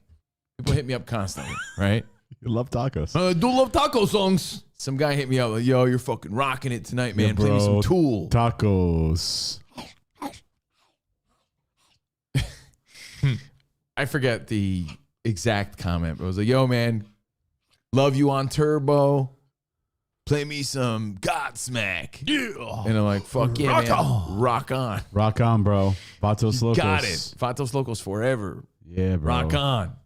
Rock on. Vatos. And he's like, by the way, I worked in radio my whole career, man. You're pretty awesome. I just want you to know. And that's a great compliment because people who know it are going to get it in a different way. Yeah. Right? And they're going to hear it in a different way. I'm like, that guy's good. A compliment from a radio person holds more weight. Hell yeah. Like without a doubt. Think about whatever industry you do. If you're a fucking plumber and some guy that owns a big plumbing company is like, yeah, your work is good. Like it would mean more to you. Like, you know. So then he goes, now he's sort of like reeled me into a conversation I didn't want to be a part of. I was just like, rock on, man. You got it. Yeah, man, I know so-and-so and so-and-so because I worked with them in radio, blah, blah, blah. And I'm like, oh, yeah, well, I know them because I work with them too. And yeah, I know them. I worked with this guy too. Yeah, cool. He's like, yeah, man, I worked with them a long time. Cool, man. He's like, yeah, I've been trying to get in at SiriusXM for years. Oh, cool. Fun place to work. Good luck. Right? And he goes, do you mind, like, if I send an email over to you and get it to the people there? I've been trying to get a behind-the-scenes job, and I'm trying to get on air on all the channels that I'm on. Can you write down the name? Of the guy? Yeah. I don't think you know him. It's like a fucking rock guy. I know everyone in radio. You don't know this guy. I know everyone. I work in rock. I don't know this guy. I know everybody. Rich, yeah, greatest guy. What do I say? I got to find him now. Greatest guy. Come on. Rich knows everybody. Come on. You don't know him, dude. Rich knows everybody in You radio. barely know the guys he referenced. Rich is fucking Wolfman Jack over there. I know it. Is it Bobby Bones? I'll tell you who he says he knows. Someone that I worked with in New York and someone that you work with. Oh, right? yeah. So he threw out legitimate names. They know those people? You're in trouble. But then he goes on to tell me he's gunning that, for your gig, bro. so if he wants to send me his behind the scenes production stuff, sure. Hey, you're friends with them. If I hear they're looking out for someone, You're not no gonna hear- problem. You're not going to hear anything. But now he's straight up telling I have a me, question. I want to do what you do. I have a question. Why in the world would I say, hey guys, if you ever need to replace me, here's this guy. Here you go. When was the- I'm not saying that I think he's better than me, because that's not even He at could all. be cheaper than you. What? He could be He cheaper could than be you. cheaper I have a than me. question. Yeah. One second. You've been in, no, I want to ask you. You've been in radio, all of us. Let's say average like 25 years, right? Sounds about right. In those 25 years, how many times did someone come up to you and say, by the way, we're looking for this position to be filled? Do you know anybody? But he wants me no. to pass but it off. how many times? It happens. I don't know that guy. Yeah. No one has. Wait, you know what that ever- means? But look, hold on. Look at, just read the first sentence. You can read it on All the air. right. By the way, Spot, you could then continue. Thanks, man. I put together 3 air checks, which means demos, Yeah. for Boneyard, Lithium, and Turbo. So yeah, I'm going to give this guy my potential air shifts. Does this guy want to be you? Yeah. I'm like, so this wasn't some random encounter. You didn't want to tell me I was rocking Godsmack tonight and you think I'm great. I don't You're recognize trying- it. I don't recognize the name, which means he's nobody. But my question now is, when someone wants to do what you do, even if you're confident that you're secure in this position, which no one should ever feel that confident, and you don't know this person from Adam again, do you then pass it off? Because he's like, I'm going to email you my stuff. And I'm like, hey, dude, sounds to me you're trying to get my job. You lost me there. That's how I feel about that. Or is that me being a jerk? I want to be like Liquid Todd. I've always been like Liquid Todd. I'm willing to help you out. I'm not willing to give you my job. And I'm not saying he's even capable, but that's what he's shooting for. So what do you do in that situation? You always want to help people, but he's established. Usually the people you're helping are people on their come up maybe, right? So they're no threat, right? But someone that has experience in what you do, you're just giving them your replacement. Even if I wanted to take off, that might be the guy that fills in. I don't want that guy. I don't want anyone I don't want this guy around. Let them find him. And I don't want to be selfish in any way, but I wonder how you handle that sort of situation. I'm like, I don't know you, dude, at all. You know who I'm willing to help out? The guy I know who's trying to get a job. I don't know you. I think Spot brought up a good point. I think what he was getting at, if you want to finish Spot, was how many times in your career has someone said something and it's worked? Is that what you're sort of alluding to? No, not. I mean, that is part of it. But the first part, how many times, like someone's like, hey, bro, if you hear anything, let me know. You know how I hear about jobs? I go to the website and look at the listing for jobs. No one has ever come to me and be like, hey, Rich.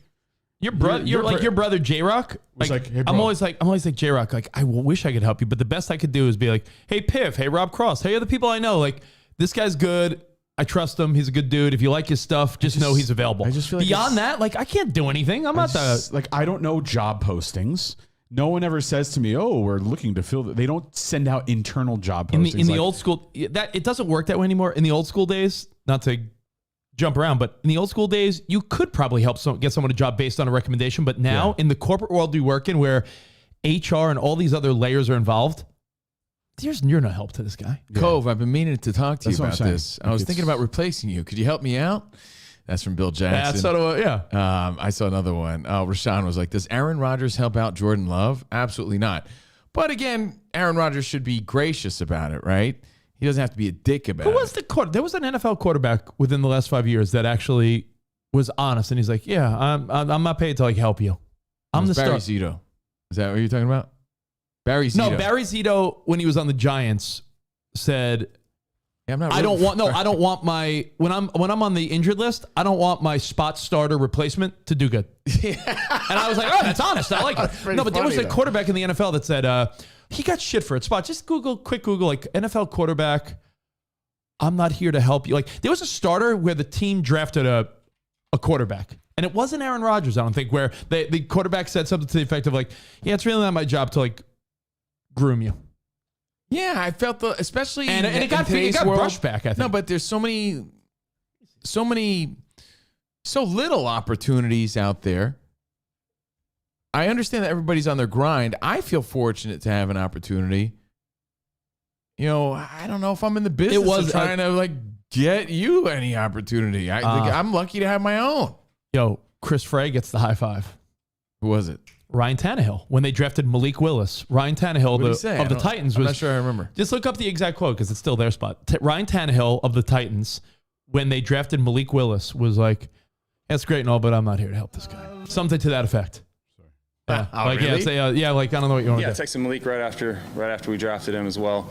I wasn't informed of that beforehand, but same thing with AJ, right? The team's going to do the best thing that they think is best interest of the team, and I have no problems with Malik, and we're looking to add talent and guys. No, that can that's not help it. us. I think in another interview, but thank you for finding that quick though. But he did say something to the effect. I remember it was like, "Yo, you helping I Malik? found it. You got it? Yeah, hang on. You helping Malik Williams?" And I think he was like, "Malik Williams." No, Quarterback room in the same room. We're competing against each other. We're watching the same tape. We're doing the same drills.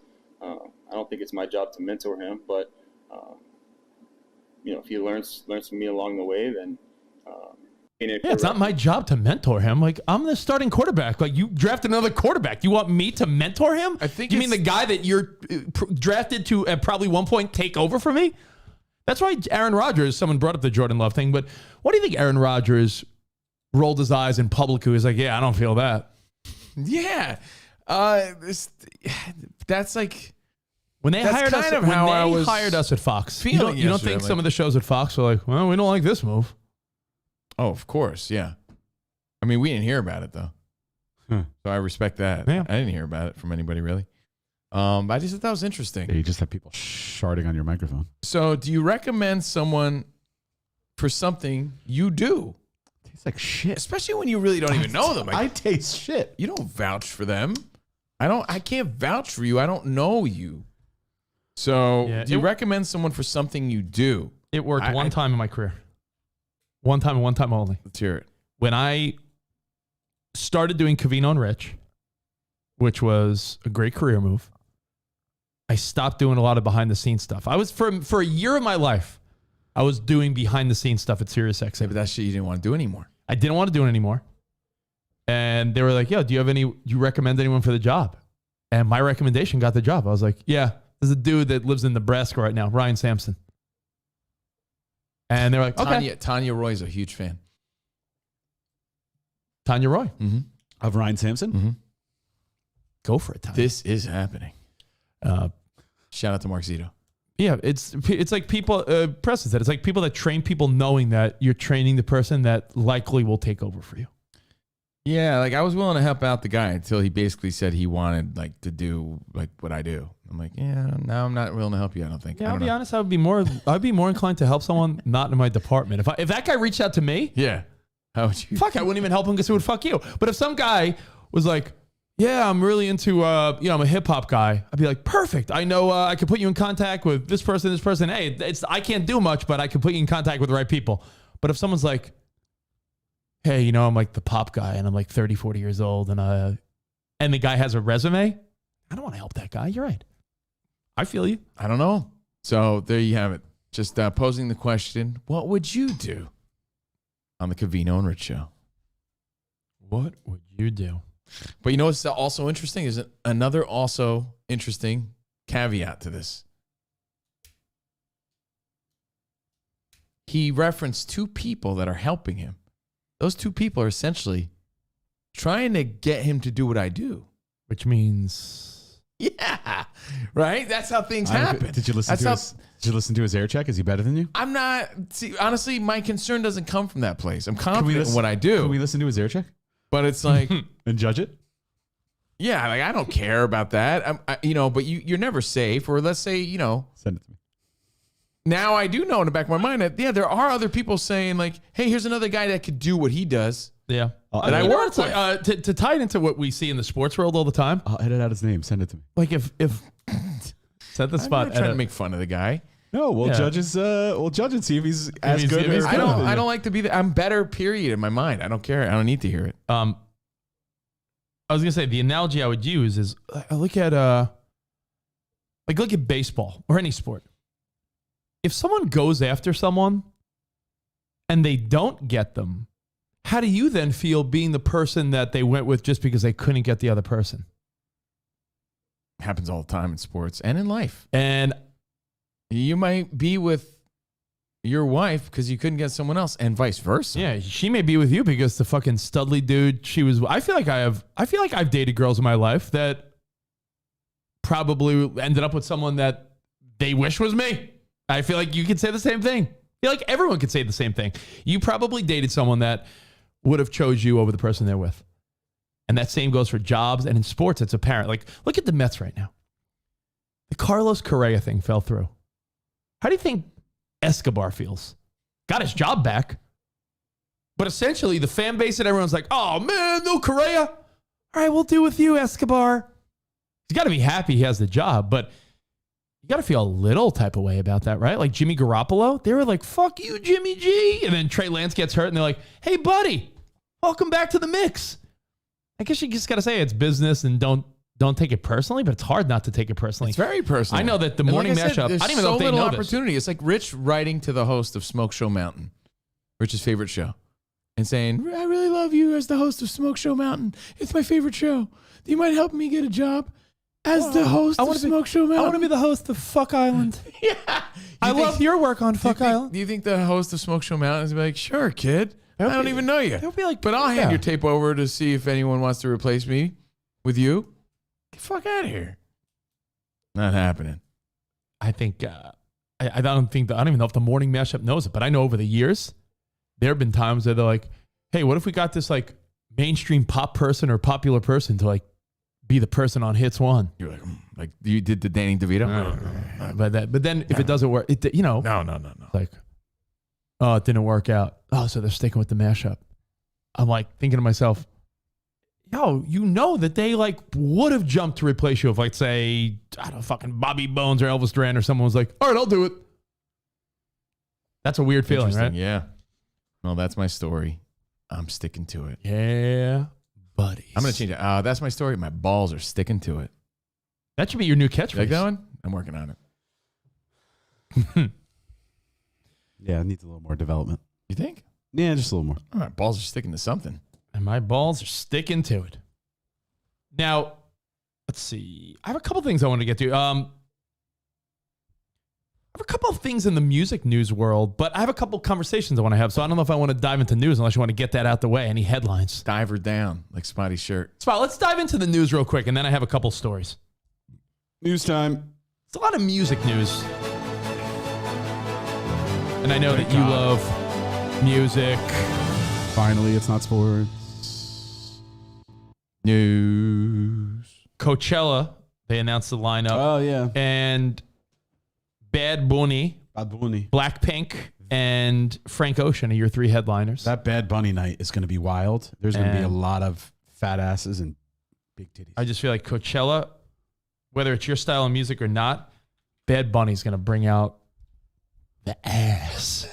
So if you're going to go to Coachella, just make sure you're there when Bad Bunny performs because there's going to be so much ass. I'm going to go. Sopa de culo.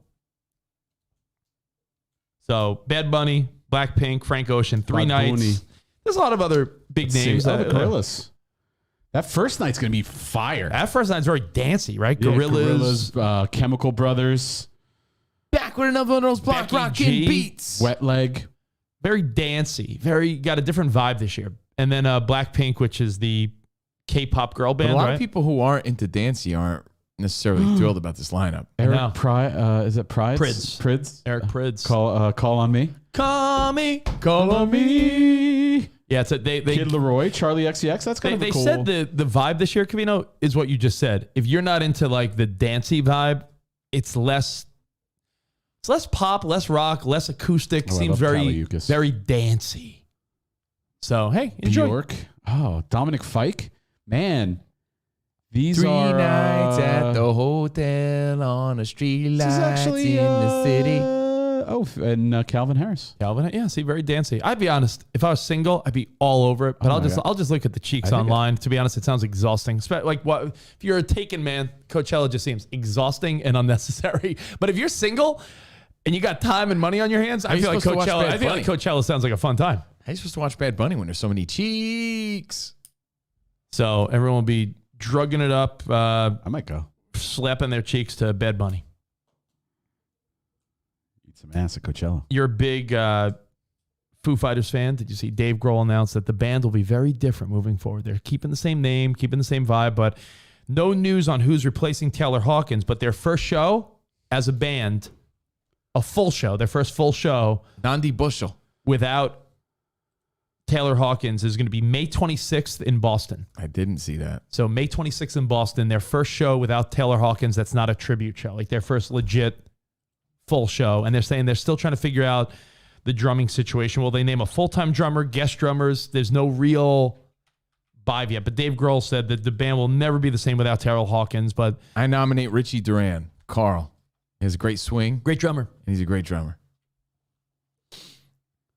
So that was the music news I saw today. Coachella and the Foos. And Rihanna going to be doing the Super Bowl halftime show, as you know, in like a month. Rihanna. Do you feel as though you'll see a lot of guest appearances, or you think she's just going to go through the catalog of Rihanna hits, like They better. Umbrella, Pon de Replay? She I going to don't go give a shit about that. She going to do an old school montage of all the songs you know from back in the day? I mean, isn't Jay-Z one of the organizers? Yes. So I imagine he has to just make an appearance. I'd imagine, yeah, right. I mean, Jay-Z has never done What was last year again? a Super Bowl. That was Eminem, Dr. Dre, Snoop. That was last year? Yeah. Feels like it was 3 years ago. The year before that was They honestly, based off that and how well that was received, they're going to need to do something as monumental. was the year before that The Weeknd? Or was that 3 years ago? It's 2 years ago. Sounds right. The Weeknd, and then last year was that. So That was only a year ago? Yeah, Upside Down 50 Cent. That was, oh, yeah. I guess Upside you're right. Down 50 Cent was a year ago. My Was the God. year before that The Weeknd, or was The Weeknd the 20? Yeah, The Weeknd was the 2021 Super Bowl. Yeah. 2020 was 2020. Shakira and J-Lo. Rest in peace, Barbara Walters. So there you go. I wonder what Rihanna will do. Yeah. Oh, yeah. Remember? Shakira and J-Lo started the pandemic.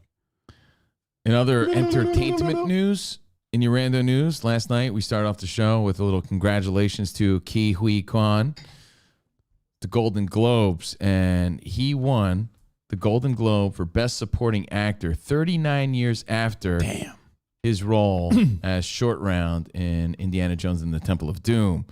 And what's so touching about it is, well, Steven Spielberg's there, and he thanks Steven Spielberg. And then he says something that, like, sort of is so sad but awesome. Oh, man. Woo! Short Round's back. Honestly, Man. that notion right there is what destroys a lot of child stars. Yeah, he said it. I wonder if I had anything more to give. Yeah. And he did, and it was awesome. I enjoyed everything and That's everywhere my- all at once. As my dad would say, Yeah. heavy duty. Yo, it's even, I sent you another clip, Spot, if you want to talk about it. If you just want to pull it up. Last night I sent it to both of you guys. Well, I sent you that. I told you about that Hollywood Reporter roundtable. That thing was so, it was great. A lot of heavy hitters on that thing. Yeah. Well, props to him because it could mean a possible Academy Award, but it's so nice. Like, just his voice is familiar, right? I mean, growing up with the Goonies and Temple of Doom, and to see that he was a dynamic little kid. He was a scene stealer with Harrison Ford. Whew. So he still got it. I was super happy for him. And, he's a Goonie. Goonies never say die. So props. Pretty cool. It's kind of funny, but I was never, ever a little Asian kid, but I did feel like I related to that kid. He's the only one that kind of looked like me. I loved him. I thought he was awesome. So, hey, congrats. I was happy for him. To Ki-hee Hwan. And another guy that we admire, the Sandman, Oh, got his first SAG nomination for leading role as a male for Hustle. So it was his first nomination. And he's up against Austin Butler, Colin Farrell, Brendan Fraser, and Bill Nighy. But anyway, I love Bill Nighy. the Golden Globes, back to the Golden Globes, the big winners were Best Motion Picture, The Fabelmans. That goes back to what you said, Spot, because it was Avatar, Elvis, Tar, Top Gun. The Fabelmans wins. Best Actress in a Motion Picture, Cate Blanchett. Best Performance by an Actor in Motion Picture, Austin Butler. Kid was awesome in Elvis. I thought so. Brendan Fraser was nominated for The Whale. Hugh Jackman. I hear it's one of the most like The Whale? breathtaking performances. Dude, if you guys... I've heard nothing but wonderful things about that. I don't expect anyone to care about Hollywood nonsense, but Hollywood you have bullshit. to be happy for Ke Huang. And you have to be happy for Brendan Fraser. I mean, yeah. They're like two of the nicest dudes in Hollywood, it seems like. And it's nice to see them embraced. The trailer for The Whale made me cry. Yeah, it looks tough. It looks heavy. It looks and I've never seen the trailer for The Whale. I'll watch it later. What is it about? Yeah, but dude, it's so sad because the industry ate that guy up and spit him out, Yeah. man. It's good to see him. Essentially, it's about a guy who is estranged from his daughter. I think his wife died. He gains all this, there was a death, like someone died in his life. And as a result, the trauma gained all this weight and like just became a recluse. And now he's reconnecting with his daughter and just trying to make it seem like he's done everything else in his life. Is Whale referring to like his weight? Yes. Everything else in his life, he's a professor, a writer, whatever. Everything else in his life is just crumbling, and he just wants to make his daughter like succeed in life because he feels like he's failed at everything else. It seems like such Was he heavy or did he gain weight for the gained role? weight because of I think he was like out of shape, but he put on weight, and I'm sure there's a little bit of there's movie prosthetics. magic. Yeah, there's movie magic involved. But he did gain weight for the role. Steph McMahon's in the news because Who? Stephanie McMahon. Oh, Stephanie McMahon. Yeah. Stephanie McMahon stepping down as the WWE co-CEO as her dad, Vince, returns as executive chairman. And then he's going to sell the WWE to a Saudi company and he's preparing to sell the company. to a private company. Won't be Yeah. WWE will no longer be a publicly traded But remember, stock. Is that how it works? Vince McMahon stepped aside because of sexual allegations, retired. And that's when Steph stepped in, but now she's stepping down. He says, Triple H down too. Yeah, they have the right to do what they want. Well, Congratulations to them, but I'm back. But he's back to sell the WWE. your bud, Ariel Helwani, has debunked the rumor. So apparently it's just rumor. Mm-hmm. It might be a good storyline that he's going to sell it to the Saudis. Right. Well, no, Honestly, but he is that might preparing. just be I don't know who whole he's signed PR to, but stunt. he's preparing to sell it. I have heard what Rich said, though. See? Yeah. According to Doesn't have a plan to sell. sources are saying WWE has not agreed to sell to Saudi company or any other entity, and the company is still exploring all options. So maybe there is a sale. in the Well, I works. mean, look at the Live Golf Tour, right? All these Saudi people have so much money, but someone said this to me recently, and it never dawned on me. I don't know why. Call me a dope. You're dope. When they name all the richest people in the world, these Saudi princes and kings are never on the list because they don't pay taxes for a lot of things, or they're just not on the book. So we're getting the most wealthy people based on like people that are in the system, essentially. Some Saudi king that's got billions and trillions of dollars. Do you think he's in the system, essentially? No way, Jose. Damar Hamlin in the news today, released from his Buffalo hospital, and he's going home. And we're happy for him. And the update is he applied for a few trademarks. One of them being, did we win? And 3 is back. 3 is back. So congratulations to him. Can you trademark did we win? I guess I mean, so. he's trying. 3 is, I mean, what, like Mariah Carey trying to be the Queen of Christmas? Yeah. LeBron wanted to trademark Taco Tuesday. That's true. You're right. The fuck does he have to You never do know. with it? He's not even Mexican. Fuck out of here. But here's the question, though. If Damar Hamlin shows up in Buffalo for the game and gives the guys like a secret, like a surprise pep talk, or he walks out on the field before the game and just gives a little wave to the crowd, is that ultimately a distraction or the greatest way to pump up this team? Because they're heavy favorites against the Dolphins. Like the Dolphins right now, if they're not going to play Tua, pump up. If Tua doesn't play this Sunday, I feel like that game could be like 38-0, 38-10. If they're playing Skylar Thompson in Buffalo against Josh Allen and this team, they're going to get smoked. So do you even bring out Damar Hamlin for this, or does he like rest up and maybe like during a big moment you bring him out, like, because they're going to use him as some type of rally cry. It sounds ridiculous, but they will, right? I think you save it for now. I mean, he just got home, right? So take it easy, milk it a little bit, relax. Yeah, I just feel like give it a moment. Yeah. And then maybe next week you know what? If they play the Bengals in the divisional round, which they would. That would make more sense, yeah. The rematch of the Then you teams come that never back. happened on Monday night, he comes back for a little how do you do? And that's your rando news for me. 2 is out. Yeah, the game's going to be 38-0. 38-10 is my prediction. And Skylar White is quarterback, right? Skylar Thompson. Skylar White might as well be the... I tell my wife, I go, babe, it might be, Skylar is that White? a girl's name? And she goes, I knew one guy named Skylar. I'm like, Skylar Aston, we know him. He's a good dude. But I feel like Skylar, for the most part, is sort of a chick's name, no? Skylar White was Walter White's wife. Walter White's wife. Yeah. Yeah. Okay. I was making sure. Yeah. Skylar is I feel like I've only heard the name Skylar as a guy. No, I think it sounds like a girl. I don't know. Sky. Rashawn said, you don't want that emotion before the game. I think it's Like if you're in the locker room and you got all your pads on and you're ready to go, you're in the fucking mindset like it's the playoff time, distraction, I don't and then know. Damar Hamlin comes in and he's like, he walks in also like, guys, Win one for the win one for me. That might be too much. I don't think he's going to walk in slow. I think he'll walk in normally. Yeah. I mean, he's going home. That's a good story. Have they revealed what they did to him? Like, what did he have to? Did he have to have any surgery or anything? I haven't read any I don't of that know, yet. but he's been released, which means Spot, your prediction of he's back on the field next year doesn't seem crazy. I hope they isolate that on Fox Sports Radio, and I get credit for that. Yeah, they're gonna play it on Dan Patrick. I'm sure. Yeah, I everyone. want it, honestly, I want it. They're gonna quote Spot from Covino Rich I mean, on every show. Who has more insight than me? You're a heart expert. I'm a heart expert.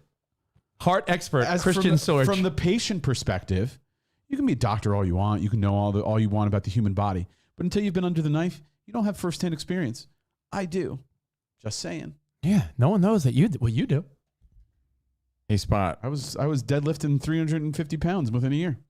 Before we move on from the rando news, play that one more clip from Ki Hui Kwan, because I think he's the most touching guy of the evening yesterday. I sent this to TikTok right above my crack. Right above my crack. Oh, it's right above. Oh, yeah, right above. The TikTok above your crack. Yeah. No, there's a little patch of hair. Right above the patch of hair is the little clip I sent The you. TikTok above your crack. Yeah. Good. But there's some people that speak from the heart, right? Like Mike Tyson. Like it's not always positive, but it's like it's so real. And there's something about this kid that he really does always speak from the heart too. And Brendan Fraser as well. Like they're almost two guys that are too kind for Hollywood. And they both embraced for the first time recently leading up to the Golden Globes. You know what I love too?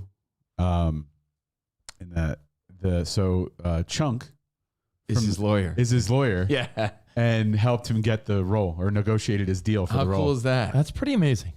Because Chunk became Chunk's an entertainment lawyer, became an right? entertainment lawyer after Goonies. I'm a lawyer. It's incredible. I can't believe I'm here, holding this, talking to you. When I was up there, I saw Steven Spielberg looking at me, and that gave me the greatest joy because that man gave me my first opportunity. And when I finished my speech, I saw him stood up. So I got a standing ovation from Steven Spielberg. I mean, it's incredible. How do you not love him? He's so genuine and humble. I hope he has a major comeback. And you know the backstory to this? He saw Crazy Rich Asians. Well, Asians became Asians and he got so inspired. That's great. And he was like, good for him. Man, he sort of felt left out of it. Well, he was and doing. it inspired him to want to get back out there again. He got that role for Everything Everywhere All at Once. And wasn't he doing stunt work for a while? Yeah, he was behind the scenes and doing stuff like that. Yeah. But yeah, really, really cool moment. Because like Spot alluded to before, most child stars, they never get that opportunity or that sort of comeback or success. Destroys them. Yeah. And a lot of times they die young or they shit. they turn to drugs. He got that validation. Man. He had more to give. Yeah. That's cool, man. You look at some child stars and they're just permanent weirdos. Like, what's his name? Corey Feldman. Oh, he was abused. His co-star. I know, but I'm saying like Corey Haim died. But You know I'm what- saying you know Corey, even the ones that even live are. I don't think know. Corey Feldman is that much. I root for Corey. I actually like Corey I Feldman. don't think he's the biggest weirdo there is. He's a weirdo. But you know what clips is surfacing now, which is sad? He's singing on like talk shows and shit. Well, he always does that. He thinks he's Michael Jackson. But he's on The View, and Barbara Walters, who recently passed away, is asking him about Hollywood today. And he's talking about there's really bad things going on in Hollywood. Mm-hmm. It happened to me. Pedophilia. And she's like, are you sure you want to say this? He's like, yeah. She's like, you're trying to tear down a whole industry. He's like, I know. So she's sort of shooting him down, and he's telling like the world, like, no, there's a problem in Hollywood. It's a really he's a super weird guy, but I'm sure there's some facts to what he's saying. He's a fucking strange guy, though. If you don't think he thinks he's Michael Jackson, like he sings. I root for him, though. Did I tell you about the guy I play softball with? And it ties to this, by the way. I'm not just arbitrarily saying this. I root for all the Goonies. When people think they could sing and they can't, does that not give you awkward feelings? Yes. Well, here's how I look at it. Yeah, he's a little odd and he can't sing, but he did idolize Michael Jackson, was friends with him, right? Dude, when an industry treats you the way the industry treated this kid, you know, I think he's just out there doing his thing, and I support him. I feel bad for him a little bit. That's why. Let's hear this clip. That were the people that did this to both me and Corey that are still working. They're still out there, and they're some of the richest, most powerful people in this business. And they are. And they do not want me saying what I'm saying right now.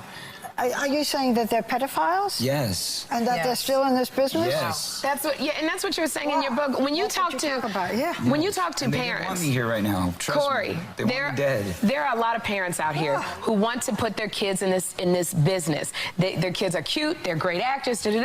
What would you say to a parent who just has the best of intentions, who's coming here with their child? If you're saying that there's a lot of predators in this industry. It's a many-feathered bird. Okay? Be careful what you wish for. That's what I'll tell you. You know, don't go into it with naivety. Don't go into it thinking that it's all roses and You're sunglasses and damaging an entire industry. I'm sorry, I'm not trying to. I'm just trying to say that it's a very important, serious topic. You said that there He's was right, one man. gentleman in the industry. She's all worried about the industry. Dude, there's another famous clip of, I sent it to my mom recently, and she had already seen it. But like Shirley Temple is an older woman. She's on Larry King, and she talks about how she was just a little girl back in the fucking 40s. And the guy who's casting her comes out naked. And, you know, she's totally like in shock. when she sees her mom, she's like, you should see what my mom had to deal with the other people involved. It's like, these things go on. It's terrible. Creepy. I mean, that's sort of, that was sort of, so I think that's a lot he's of a people. weird guy, but I mean, I'm like, hey man, you sing your songs. Listen, dude. man, that's a lot of people's deterrent. I mean, I mean, Sarah will tell you when you try to break into any type of modeling or acting, a lot of people dip away from that because very quickly you bump into someone that's like, well, if you want this, you should probably sleep with this person. Or they before the Me Too shit, there was almost like an assumed, accepted, creepy situation going on. See, Shirley Temple got abused big time. That's from Preston. Like when you see her talking about it too, and you think about she was just a little girl, and that was way back then. Imagine how bad things got as time went on. Yeah. So here, I mean, not to, Barbara Walters passed away, but she's like in disbelief that Corey Feldman would even say these things. He's like, yo, dude, I lived it. Yeah. I know nobody wants to gotta hear be it. Infuriating for him. Yeah, exactly. Right? Damn. Well, but I bet you he, along with Sean Astin and even Josh Brolin, I'm sure they're all very happy for Data yesterday. Now, there's a few things I did want to get to. Actually, you know what? I got something cool I could say for tomorrow. On tomorrow's show, Covino and I had a fucking hilarious revelation with the young guys we work with at Fox. I mean, we're talking about a generational disconnect that I'm going to investigate a little more today, and I think it's going to be really funny tomorrow. So tomorrow, you'd be amazed what a 20-something-year-old has never heard of or doesn't know. Well, think about it. Most of the guys that we work with are in their mid-20s. A lot of the editing guys in the editing room that are pulling the clips and the sound effects, those are the guys. If we've been doing this show for 18 years now, you do the math. Stories that were on our conscious radar that we were very well aware of in sports and entertainment and politics, everything else, they were like 12 years old. They did not know. They didn't care.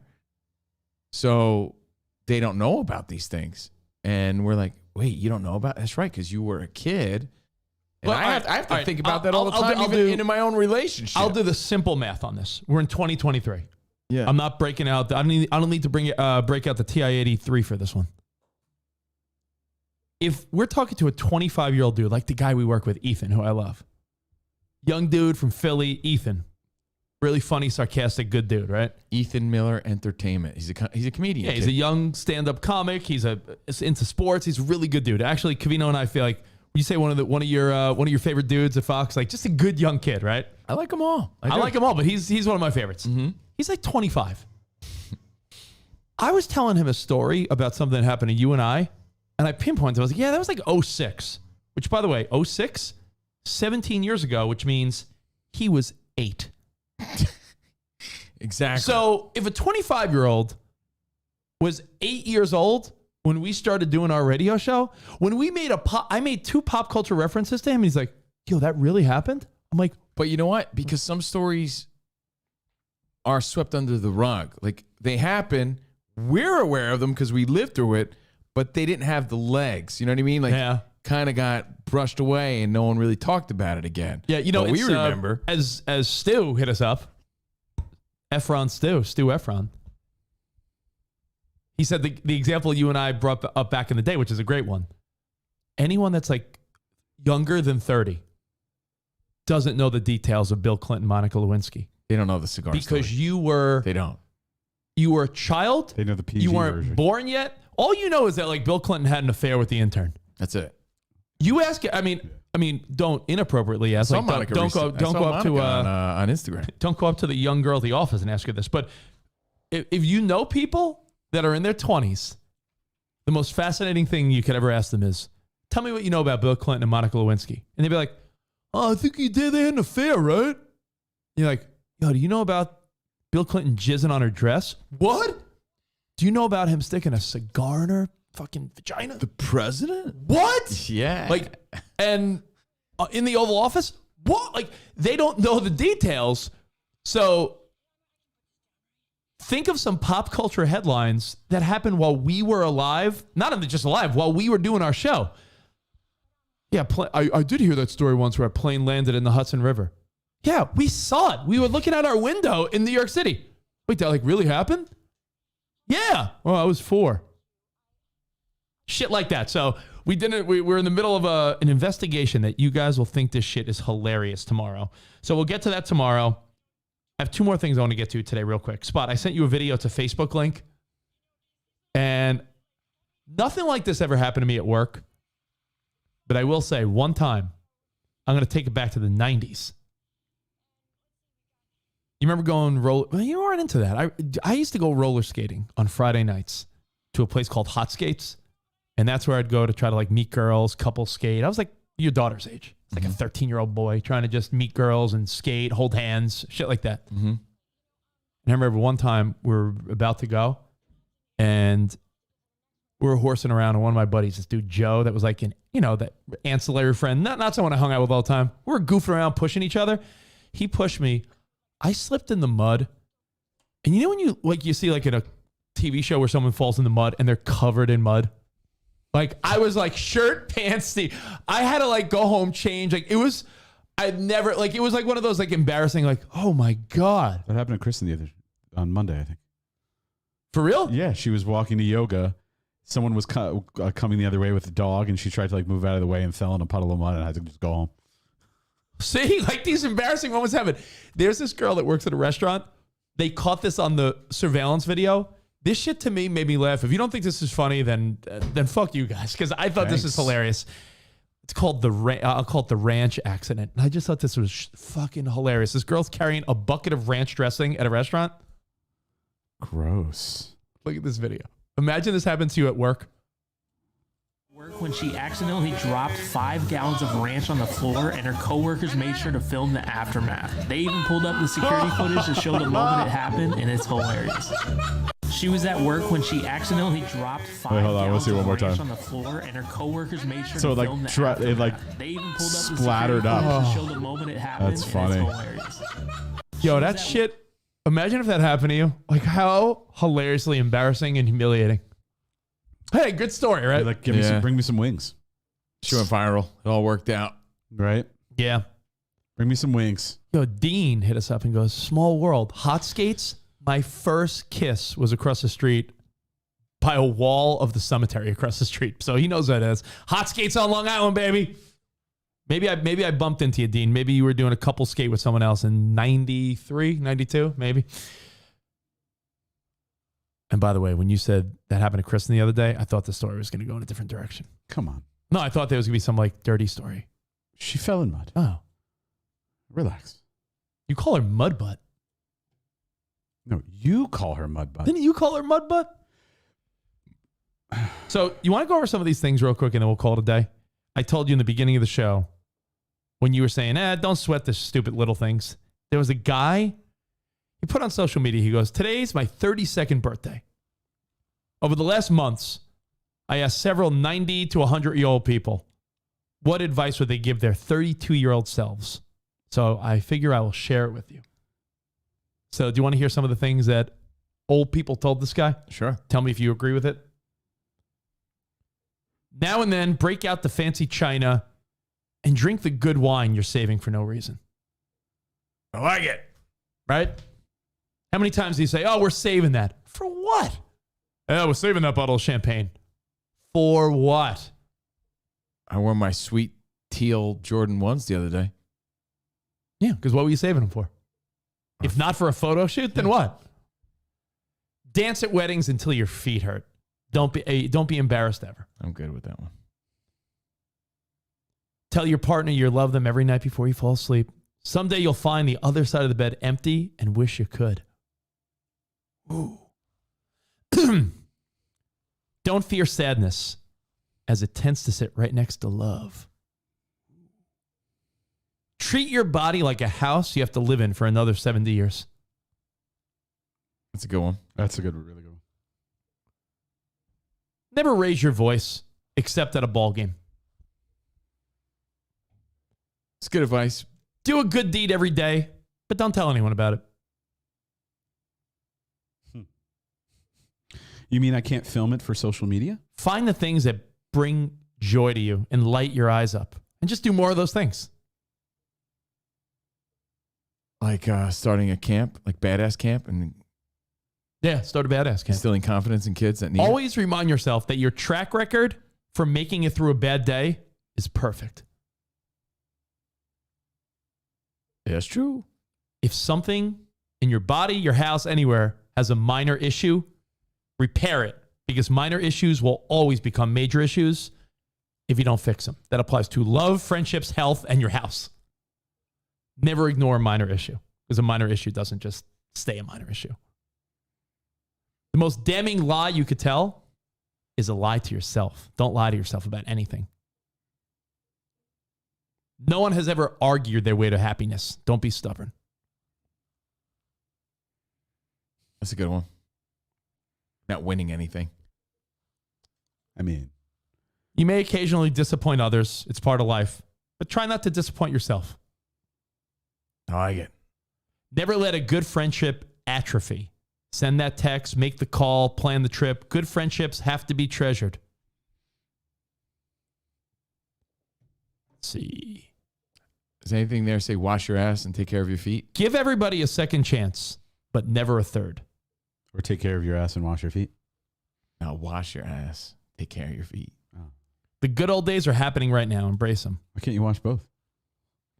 When you hug someone, make sure they're the one that lets go first. What is it? 6 seconds should be the minimum amount of time you hug someone. If it's raining on a warm summer night, go outside and fucking dance or walk around in the rain. Fuck no. Thanks. Does that. I've done that. You ever walk in the rain and you get so wet that you finally say fuck and you're like, I'm just going to embrace it? Yeah. Got a wet crack. Yeah. The other day, hoping that my fucking shed wasn't leaking. Covino's got a wet crack. Yeah. Oh, yeah. How's your shed, by the way? Holding up. But the gutters aren't fucking draining properly. So it's just... Did you get those sealed things over the you gutters? You need to go clean out your gutters? No, the building needs to fucking get that shit right. Because their gutters are clogged and it just seeps into my patio. Taking no risk is the biggest risk you could take. Look presentable. I agree. It's a matter of self-respect. Dive her down, bro. It doesn't need to be perfect for it to be wonderful. Travel as much as you can and collect one thing from each trip to remember it. Enjoy the power and beauty of your youth. When you're feeling bummed out and down, smile at yourself in the mirror for a full minute. Yeah, I'm going to try that. I think it might work. Full minute's long. Yeah. Be careful because sometimes you can summon a demon. That's weird. Don't try to change someone that doesn't want to be changed. It never works. You may win the argument. Like a child. You ever try to change your child that doesn't want to change? Like Yeah. anything like their clothes, Yeah. their outfit? It's crazy. You may win the argument, but if you lose the friend, was it worth winning the argument? Yes. Stubborn pride is the downfall of men. And women. Do one thing every day that keeps your mind going. Crossword puzzle, math. Do one thing every day that anything. scares you. Daily exercise. Keep your mind going for the long haul. Allow your kids to fail. You'll hate it in the moment, but it's important. Nothing wrong with shedding an old relationship that's holding you back. No amount of money is ever worth peace of mind. Your kid starts dancing or being silly at a store, don't yell at them, join them. Smile and say good morning to strangers when you see them. Might make a difference in their day. Laugh loudly when you find something funny. Don't think you need to keep it down. And there you go. I smile at people every day and they fucking look at me stone cold. That Russian woman with the beehive hairdo. Stone face, I call her. It's all good. It's a good song. Stuff to do.